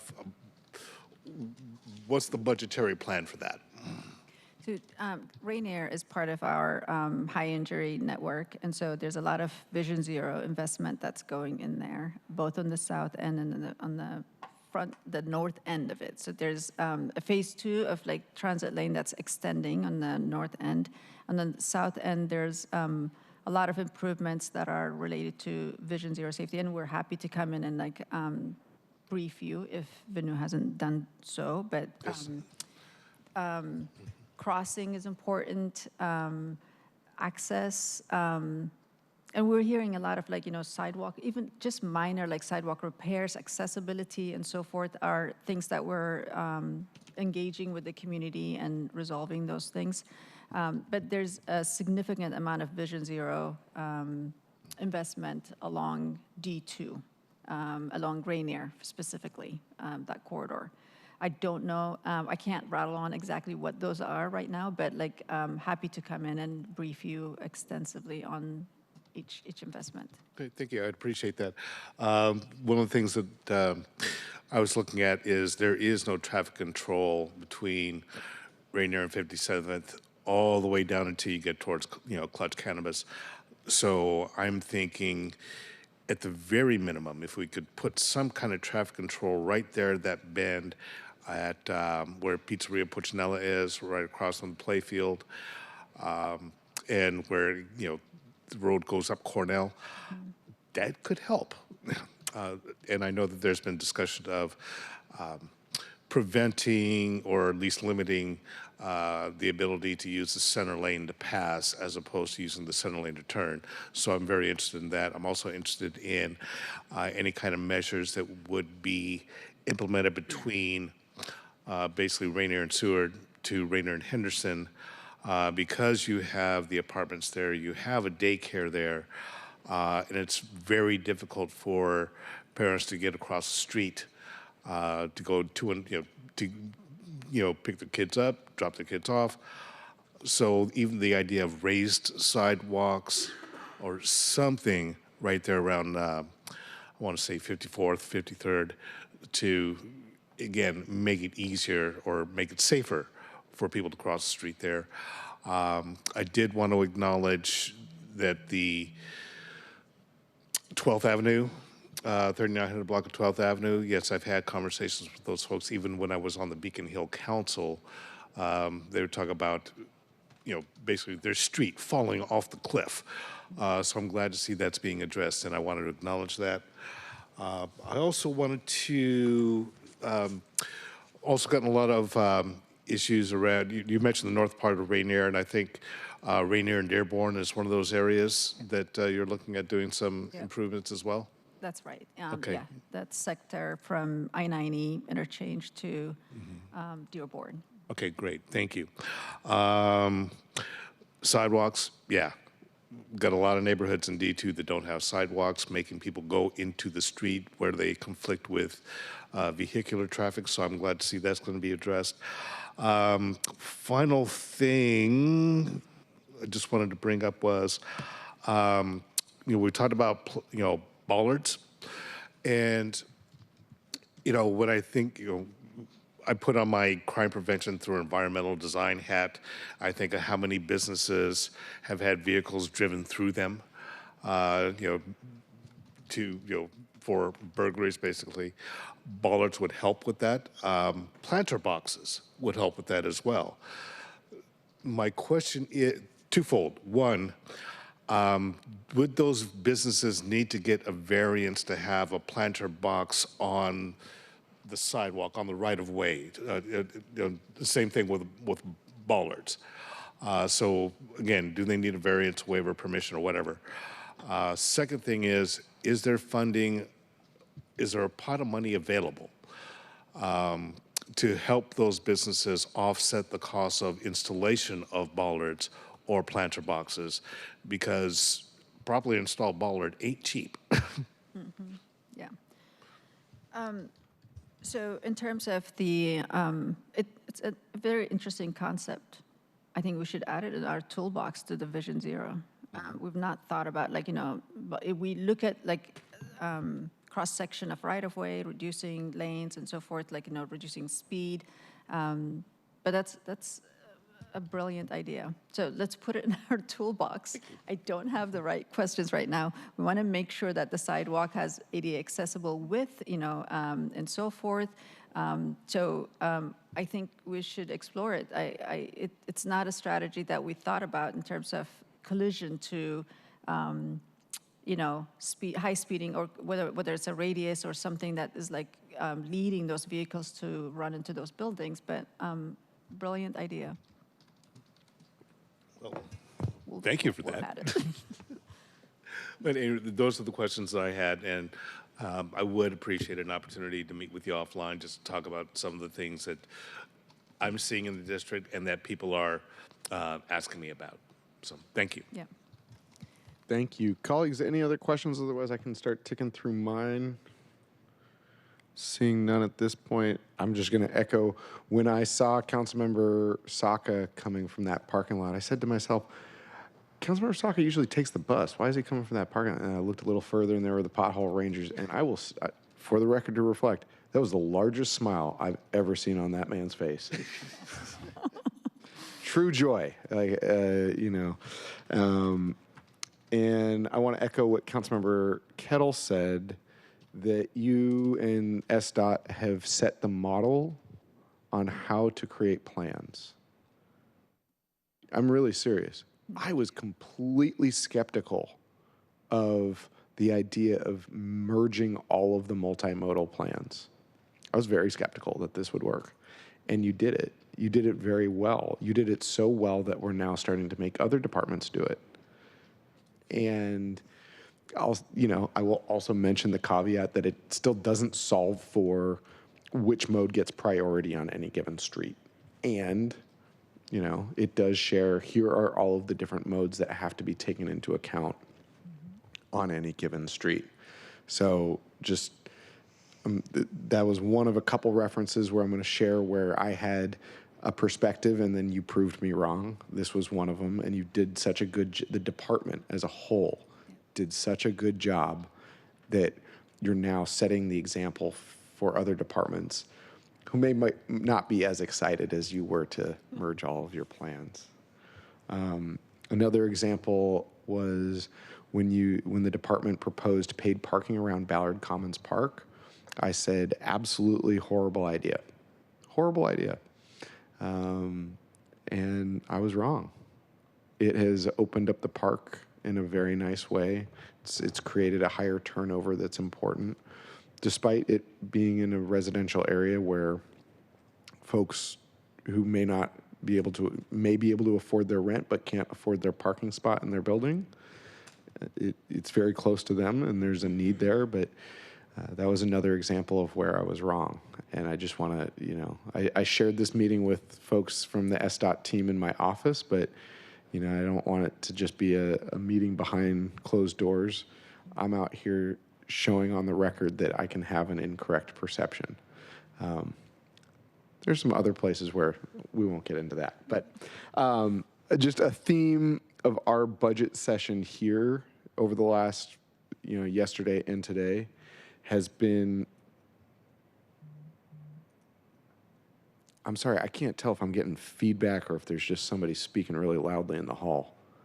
I do hear something from, Sir, from the hall. madam, sir, we can hear you.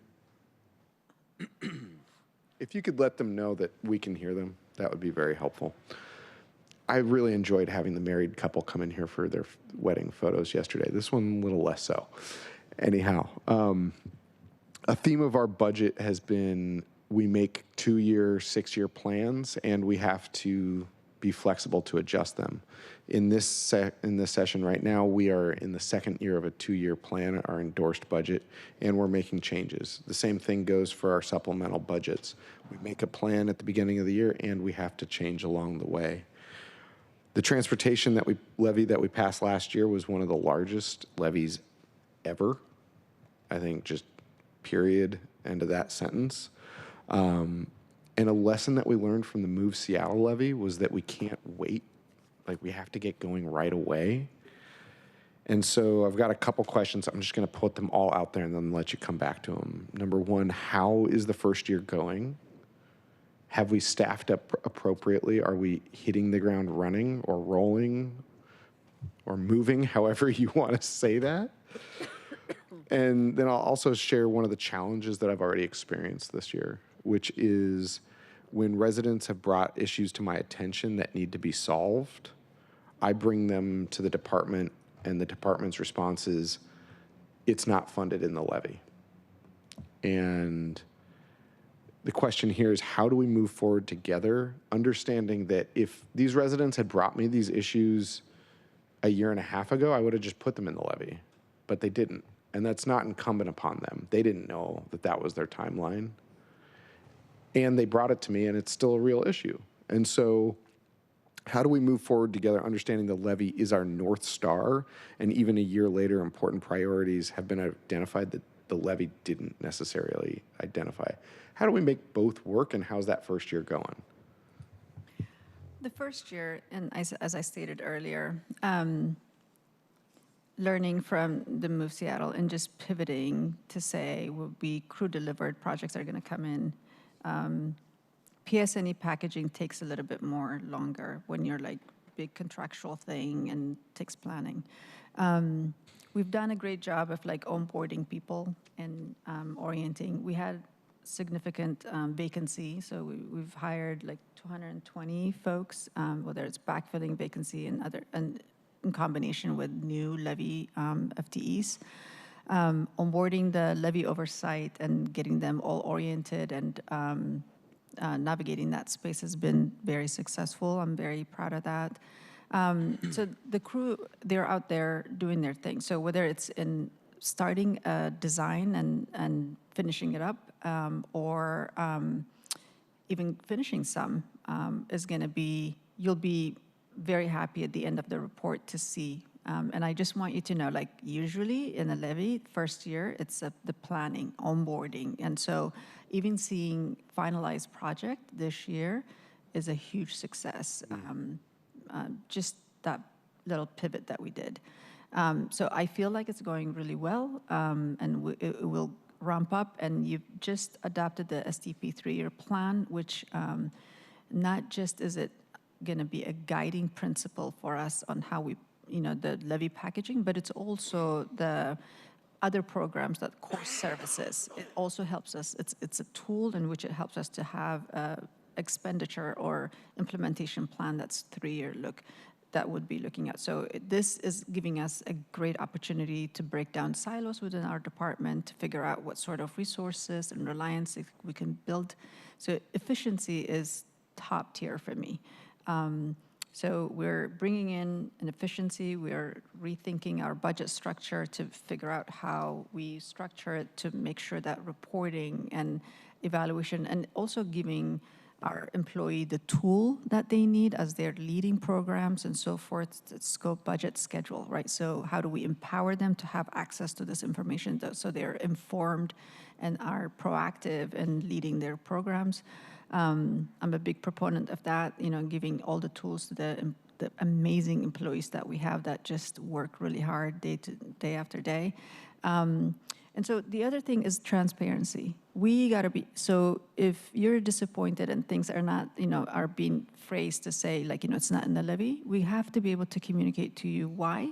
And the prioritization, what does the data tells you? Like, how does it rank throughout the city in terms of like, priority, and why it wasn't included, and how can we implement it if we have the funding to implement in other services if it's not part of the levy? So I would like to reset our relationship with you, and we got to do better if you're not getting those information. So that's the place where I want to take it next, and figuring out why aren't you getting the thorough information to help you decide or even understand how a particular thing is not funded and how it falls within the citywide prioritization. Thank you, because what you just hit on has been something that has been percolating for a number of years. I mean, I think it was 3 years ago that I sponsored the statement of legislative intent asking the department to provide us as district council, and even before anyone else on this who's sitting on this dais right now, Councilmember Juarez was here. But even before any of these council members were here, I passed a statement of legislative intent asking, how does the department want district council members to share things that we're hearing in the district and be responsive? And then with this council that is currently seated during the levy, we passed the council district fund, right? And I understand that the department took a year to create that framework. I share this because these sentiments that I'm sharing with you today are not new. They're not because of your leadership or any particular staff member of the department, But this has been a challenge over a number of years, and it's something that I've been trying to help you. I think you've been trying to help me. I think that we are all circling around a barrel of how do we remain committed to our levy deliverables and remain flexible to address the changing dynamics and the changing needs of Seattleites, because I see that you're able to implement Vision Zero in a much faster and a more effective way today than you were even, and when I say you, I mean the department, then the department was able to under the last mayor. And that's been something that has been really welcomed by so many. I had somebody even just this week asking for speed bumps on a main arterial. It's because they don't feel safe crossing the street at a marked crosswalk that's mid-block, right? And I don't think they would have made that request 5 years ago. Granted, they wanted the rapid flashing beacons, but when I shared with them the backlog, then they were, well, can I just have the speed bumps? And I said, well, send it into 684 Road, and we'll go from there, right? Like, I've figured out my own ways of doing it, but just want to. I don't necessarily need to go through the line by line examples, but just I'm putting it on the record that this has been a challenge for a number of years. I'd like to find some resolution with it. I look forward to working with you. Wonderful, wonderful. Another tough question, but probably not directly in your purview. This is me just trying to figure this out. Seattle Transportation Benefit dollars. Who manages these funds? Is it Metro? Is it SDOT? I keep asking both departments, and every time I ask, each department says it's the other one. We manage it. We manage it. Yes. But they're the one. Okay. They deliver services for us on our behalf. The questions I have are not appropriate for the record, so I will follow up with you after this meeting, because I will just share it's been a pretty big challenge. I mean, we've got so many dollars that I think many Seattleites would like to have Metro deliver that service, and each year we're found with excess STBD dollars that, in my opinion, we can't get Metro to spend. So I'll come back to you on that one. Sticking in that lane, pun intended, I'm a huge fan of the Trailhead Direct Service. Is that part of Seattle Transportation Benefit District, or is that simply Metro? Do we fund it fully? Partially. Okay, Chris partially. says partially. That's Bill. Former council staff Bill aboard here. Bill. It's not Here's Chris. Chris is back. Were you the gentleman making the loud phone call in the back hallway? No. Okay, thank you, sir. Apologies for that reference. So Bill and Chris have just saved the day. Yeah. I bring up the Trailhead Direct Service because it is easier to get by bus to Mount Si than it is to Golden Gardens. I just want to clap. Councilmember Rivera is shocked and dismayed. I mean, it's crazy. It kind of is crazy. I know. Anyways, I'll take it down a notch just to say the closest buses are either 2 miles away on flat or a half a mile away with 300 feet incline, right? With dark, unlit stairs at night, to the point that I've seen people walking up the narrow road of Golden Gardens at night. I'd love to work with you to find a way that we can get the Trailhead Direct Service to Golden Gardens just in the summer. I mean, we don't even have to do it all year. I plant that with you right now because when I realized that it was easier for me to get by bus to Mount Si from Ballard than it was to get to Golden Gardens, it kind of took my breath away there for a minute. Any just initial thoughts? Because I know this is the first time I've shared. It just tells me we need to do more flipping the trip in the city. Yeah. Yeah. Excellent. Shared streets, I'm just going to put it on the record that I'm interested in passing that legislation later this year. But I want to come back to unpermitted vending enforcement. Hearing the earlier conversation really helped answer some of my initial questions. But I'm going to use I believe that the taco truck that shows up on 105th and Aurora. That is the most positive activation I have seen on that street corner in years. The music's great, the food's good, It brings people for a positive reason into that parking lot. You're not a true city if you don't have street food. Oh, I'm sorry, that was me. Councilmember Juarez, I know it's your district. Can I talk about it though? I said so would a fry bread stand. I'm gonna let that go. Sorry. I'll be quiet. I got to mute. Sorry. All I'm saying is you're not a real city if you don't have street food, right? And so there is like a level of excitement there. So what I'm hearing from you though about this additional enforcement is that in particular you've streamlined this permitting. I want to double check that I'm understanding this correctly. Are these inspectors the entry point into the permit process and helping these businesses come on above board, rather than what I think many people assumed, which is that these would be punitive, fine-oriented enforcement? Am I understanding this situation? The education piece is to walk them through what the process is and the permitting and so forth. And I just want to say, like, Seattle, I mean, SDOT learns from our interaction. So this is an evolution, right? You know, so whatever we're hearing and encountering, we have to like make sure that we're taking those lessons learned and adapting it to our permitting process. If it is an opportunity where we can kind of even partner with OED, you know, I love how you said, like, it is an opportunity in some cases. It's a hindrance elsewhere, but like, how do you decipher those things and how do you lift up that opportunity while you're addressing the impact that this could bring to other spaces, right? So I think seeing it through that lens and lifting up those opportunity, we should learn more from those, the taco, is it the meat that rounds and Yep. cut? Yeah, there's one on 45th Avenue too, an I-5 junction. So, and you see like people coming into this abandoned parking lot. So it's a very positive, I thank you for lifting that up. Like, honestly, like, and so those are opportunity that I think of, like, to say, how do we harness this? And what are the items that we need to do? Like, what is the challenge for this vendor to get, you know, the appropriate permit? What are the obstacles? So let's learn more from those outreach we do, and let's turn it into an opportunity and compliance and following our rules. Fantastic. You brought up freight and bus lanes, the first one being implemented in Soto.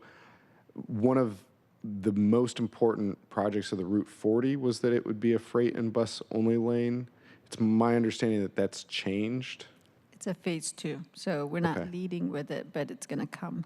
And I understand that there's a meeting next Monday in Fremont about it. So maybe I'll check in with you right after this committee meeting about that meeting. Okay. Because I'd like my team to attend if that is happening. I'll be stuck here on the dais with another 8 hours of budget meeting. I've got a couple more. Speed enforcement cameras, I know it's been discussed. Wanted to just ask the direct schedule question of what is the timeline for getting these cameras up and running? And then you may or may not know these other parts, which is, are the Seattle Police Department and Seattle Municipal Court properly resourced to be able to process these new tickets? If that you don't know that answer, I'll ask them. But I just want to know, we have been pining for a year. We've been waiting with bated breath. How can we help? What's the schedule? Yeah, I share the disappointment with you as well. You know, it's a third party, a contract that's managed by SPD. So they put in all the devices and so forth and manage those things. As Chris mentioned in her presentation, this is the highest number of implementation that we've given them, which is 37 cameras at 19 locations. And we're seeing the challenges that they're facing in terms of implementation, like, you know, installing. They bring in their own contractor to install those cameras, poles, and other things. Everything on the city side, whether it's permitting, getting power, Don has been an amazing partner in making sure it's a priority. We're even stepping in to do tree trimming and so forth for them, just to kind of help, you know, assess. And any move that we're doing, we're not seeing that trajectory of fast delivery on their end. Right. And there was a personnel change that they have done in the middle of the year, which kind of gave it a hiccup.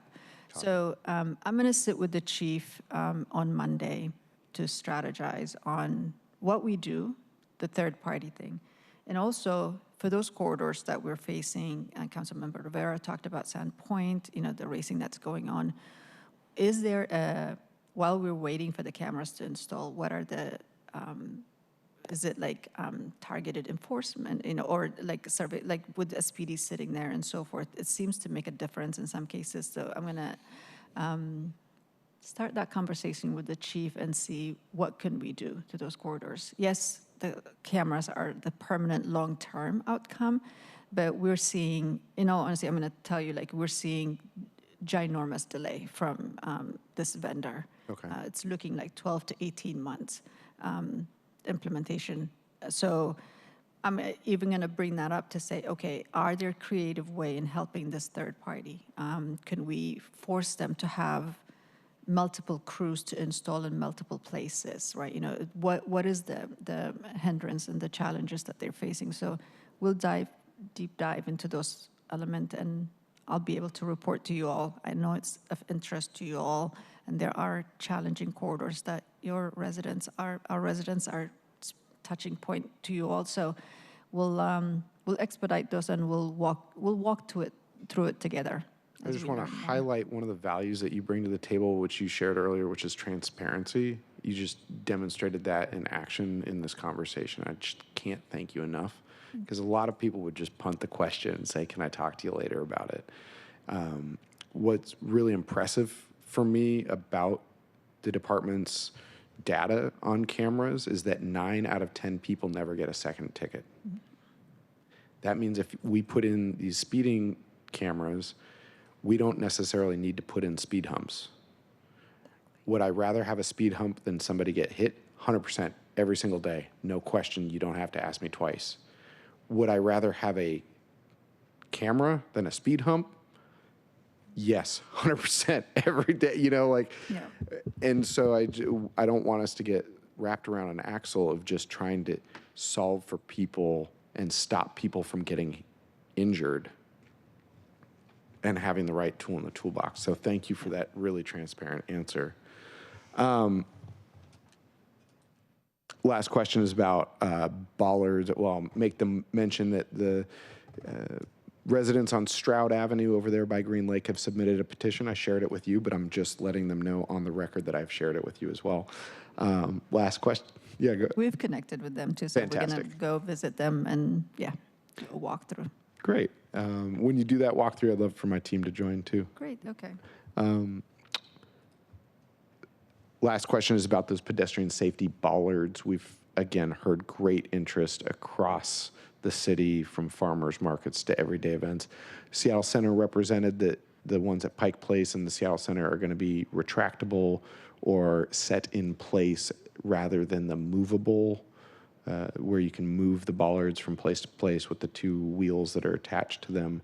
Is there a strategic decision as to why we're making that choice, and or can we expand this so that we're able to purchase bollards that stop cars from driving into pedestrian areas that can either be, I guess the question here is, for farmers markets, I'll just be specific. For farmers markets, does it make sense for the city to purchase barriers that can be moved around the city? Because I think of like FIFA World Cup, that's a one-time experience that then those barriers can be repurposed for our farmers market. Or should we be going out for each of these farmers markets and getting them their own traffic bollards? Sure. And that's something you can follow up with me about. As these conversations have continued over the last 2 days, that's where my mind has gone. Yeah. I've seen a portable barrier that the waterfront uses, so it's amazing. So I see a vision in which, farmers market could be served through that, but I think it's an ongoing discussion we should have and figure out how we protect pedestrians in those events. Great. Well, I'm excited to continue the conversation. Thank you for your leadership. It's an absolute pleasure to get to work with you, and Thank you to every single one of the employees, the people that make SDOT run. You know, when you talk about your crew delivered rather than these third-party vendors, it's all the difference. Yep. Our crew delivered projects are some of the best done projects in our city. And, you know, getting to run into your crews. I ran into your crew working on a Sunday in August on one of the hottest days of the year, making sure that people had the corners where they could, you know, I'm blanking on the word because it's at 4:30 on a Friday, but the curb cuts. They were out working on one of the 90-degree Sundays to make sure that people are able to navigate their neighborhood with greater ease. And so to any SDOT employee out there, especially the crews, thank you, thank you, thank you. And thank you all for your entire team. Thank you. And thank you for recognizing the crew. I always say the best asset a leader can have is their employee. And I serve them, and I always tell them, I'm here to, like, you know, clear barriers. And I tell my executives, we're here to clear barriers for our team. And we're very blessed to have the most amazing staff, amazing crew that just work very, very hard, to your testament. So thank you so much for having us here. And your partnership means a lot to me. You bring a great voice, and you're connected to the residents in a very intimate way, which allows us to kind of even hear more through your lens and so forth. So I really enjoy working with all of you, co-creating, solving issues. So thank you. Thank you for your partnership, and thank you for having us here. And with 30 minutes left, we've got Councilmember Solomon. Councilmember Juarez, do you want to share any thoughts? And then we'll close with Councilmember Saka. Councilmember Solomon, over to you. Okay, thank you very much, Chair. I did want to just bring up one thing very quickly. One issue that kept coming into my inbox was about trees on Beacon between McClellan and Spokane, and the fear that a lot of those trees were going to be removed because the root system had really disrupted the sidewalks to the point where it was presenting mobility challenges for anyone who wasn't abled, right? And what I have seen on Beacon is you found a way to preserve the tree and grade the sidewalks to allow for people with limited mobility or mobility challenges to actually get around.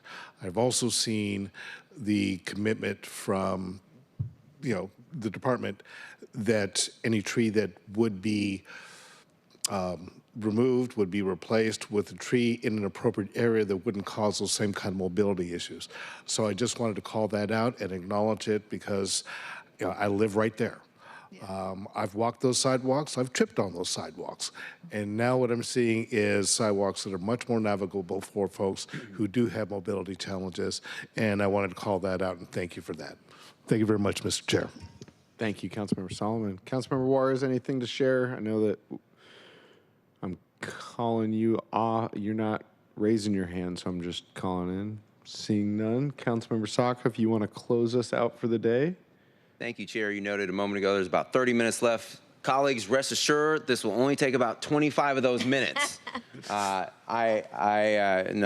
recognize I'm the only thing standing in between you know, all of us and the weekend, but I just want to say a couple quick thoughts and self-reflections. First off, I think it's a good investment for us in the department to address unpermitted vending, focusing on education. And first off, let me just make abundantly clear, I love our micro entrepreneurs in our city, including those who you know, sell street food, for example. One of my first experiences with vendors in our city was when I was 21, going to the local bar scene in district that I now represent in Pioneer Square, and seeing the hot dog vendors out there and getting the Seattle dog. And for me, it's extra cream cheese and extra onions as well, just because sometimes I'm told I'm a little extra. But always authentic, colleagues, always authentic. But I love these micro entrepreneurs for the reasons mentioned. I think everyone has a good experience with them. That said, I've also spoken to small businesses, for example, in Elki, in my own district in Elki, that they're concerned in part because they have to get any number of permits and licenses and regulations to be compliant through the city, like the whole alphabet soup of regulatory agencies, and also in some cases pay into their local chamber to get additional supports and networking opportunities, et cetera. And like someone goes right outside their small business and with no permits or licenses and kind of undercuts their business. And then there's there's a city aspect, which is the unpermitted vending in the public right of way, which is the province of this initiative here, which I think is a good idea. And then there's things we have less direct control and say over about, like King County Public Health. There's a public health license required for certain foods. And so in any event, I think this does strike the right balance, especially if we do truly focus on the education to addressing all concerns and the need and helping people get compliant. That's the goal. Help people be compliant. And that's the commitment I heard today, and so I'm excited about that. Also, just want to double click on some of the kudos and praise that have been levied towards you, Director Emery, especially that by Councilmember Hollingsworth earlier. The fact that you have 30 years of experience as a traffic engineer and your just robust community experience on top of that. You're a tremendous asset to the department, the entire city of Seattle as well. And you've been a great thought partner. We are tremendously lucky to have you in this role. You've met with me. You're always responsive to me in my office. You've met with me and community multiple times, joining me, for example, on missing sidewalk walking tours in Del Ridge and Highland Park, South Park. Some communities, individuals pulled me aside afterwards and said, hey, we've never had an SDOT director come walk our neighborhood with us, let alone SDOT director and their council member, both at the same time.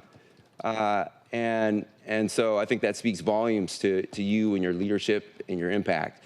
Also, some of your efforts on addressing the unsafe conditions on 4th Avenue, for example, for bikes, and that stretch effort that you and the department were able to quickly undertake.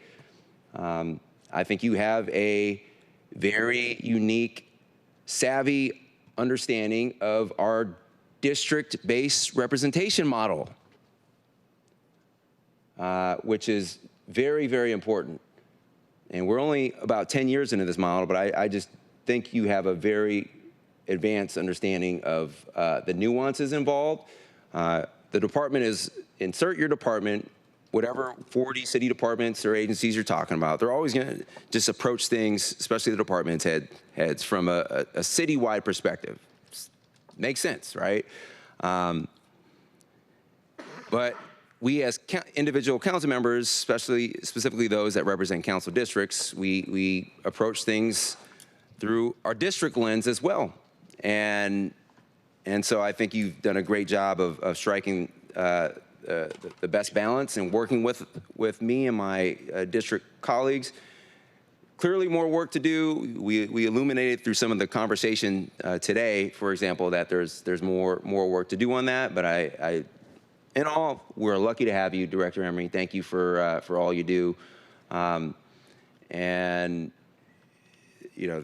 I, like Councilmember Rivera, aspire to levy praise and then have uncomfortable conversations as we do sometimes, especially in private. But I'll just share I do also have some concerns about the slower than anticipated rollout and deployment of those traffic safety cameras. And I totally understand there's third-party dependencies with the vendors and contractors and things like that. And there's also some some things that we can control less of with like SPD or in the courts and this and like, so I understand the dependencies challenge. But I also think there might be an opportunity for us to streamline a little bit and do more, specifically with these non-school speed zone cameras.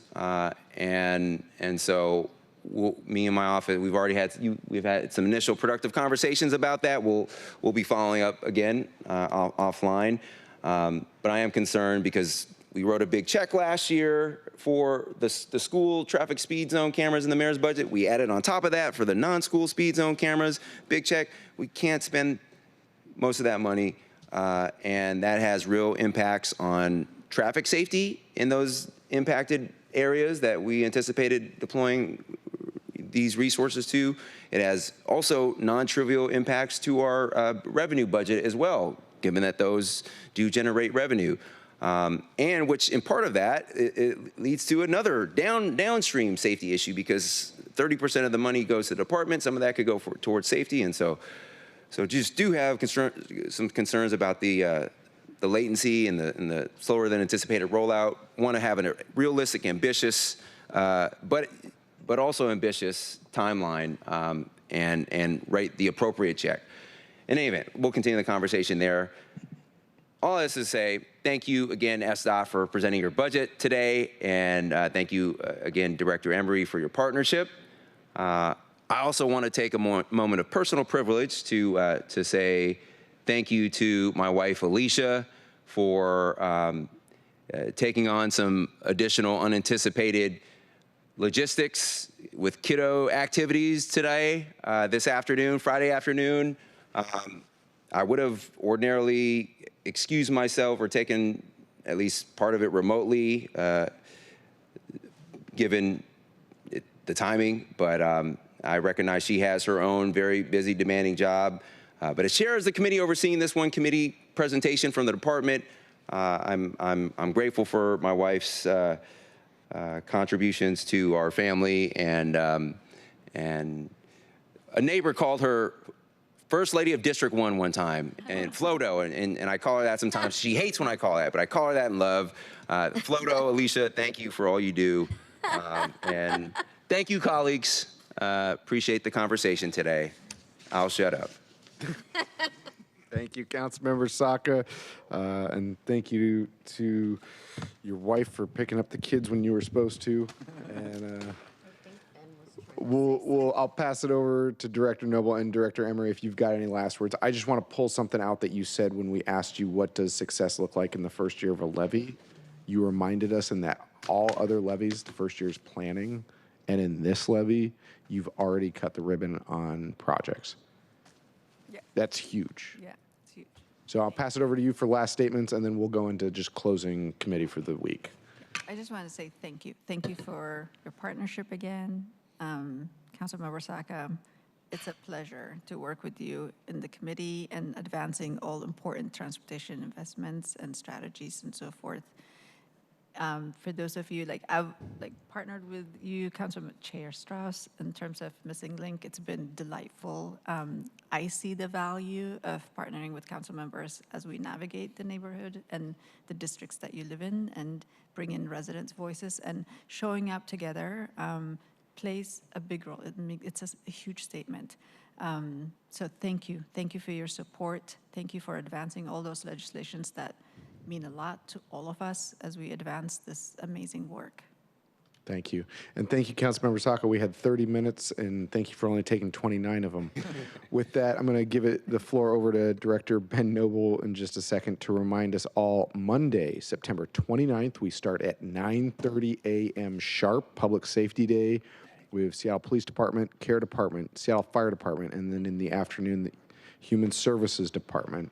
On Tuesday, we have Office of Housing, Seattle Center, Office of Economic Development, followed by Office of Arts and Culture and SDCI.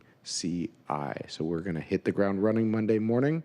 I hope you all have a great weekend. But Director Noble, last words? I just had a general process sort of reminder, just let you know that the questions that you posed the last couple of days that did not get answered from here, Budget Office and we have been tracking. We're going to confirm them, and then we will post them to the Q&A and get you those answers. I also wanted to remind you, a number of you have indicated that you intend to have some questions posted to the Q&A. I just want to, again, remind you to coordinate with your staff so that they can coordinate with central staff. We don't just post those as we post them. We send a proactive email to the key folks on the executive side so they know that they've arrived, and then we have the 3-day clock that starts, and that clock is the best efforts clock. There are some times that it takes longer, sometimes it takes shorter, if you will. But in any case, just working through central staff so we keep that process moving smoothly and we get all these questions answered as quickly as possible. So that's all I had. Thank you. Seeing as we have no further business to come before the committee, well, I guess I'm supposed to double check. Is there any further business to come before the committee? Seeing none, we'll meet again on Monday morning at 9:30 a.m. sharp. Thank you for attending this week's meetings, and I'll see you next week. We are adjourned.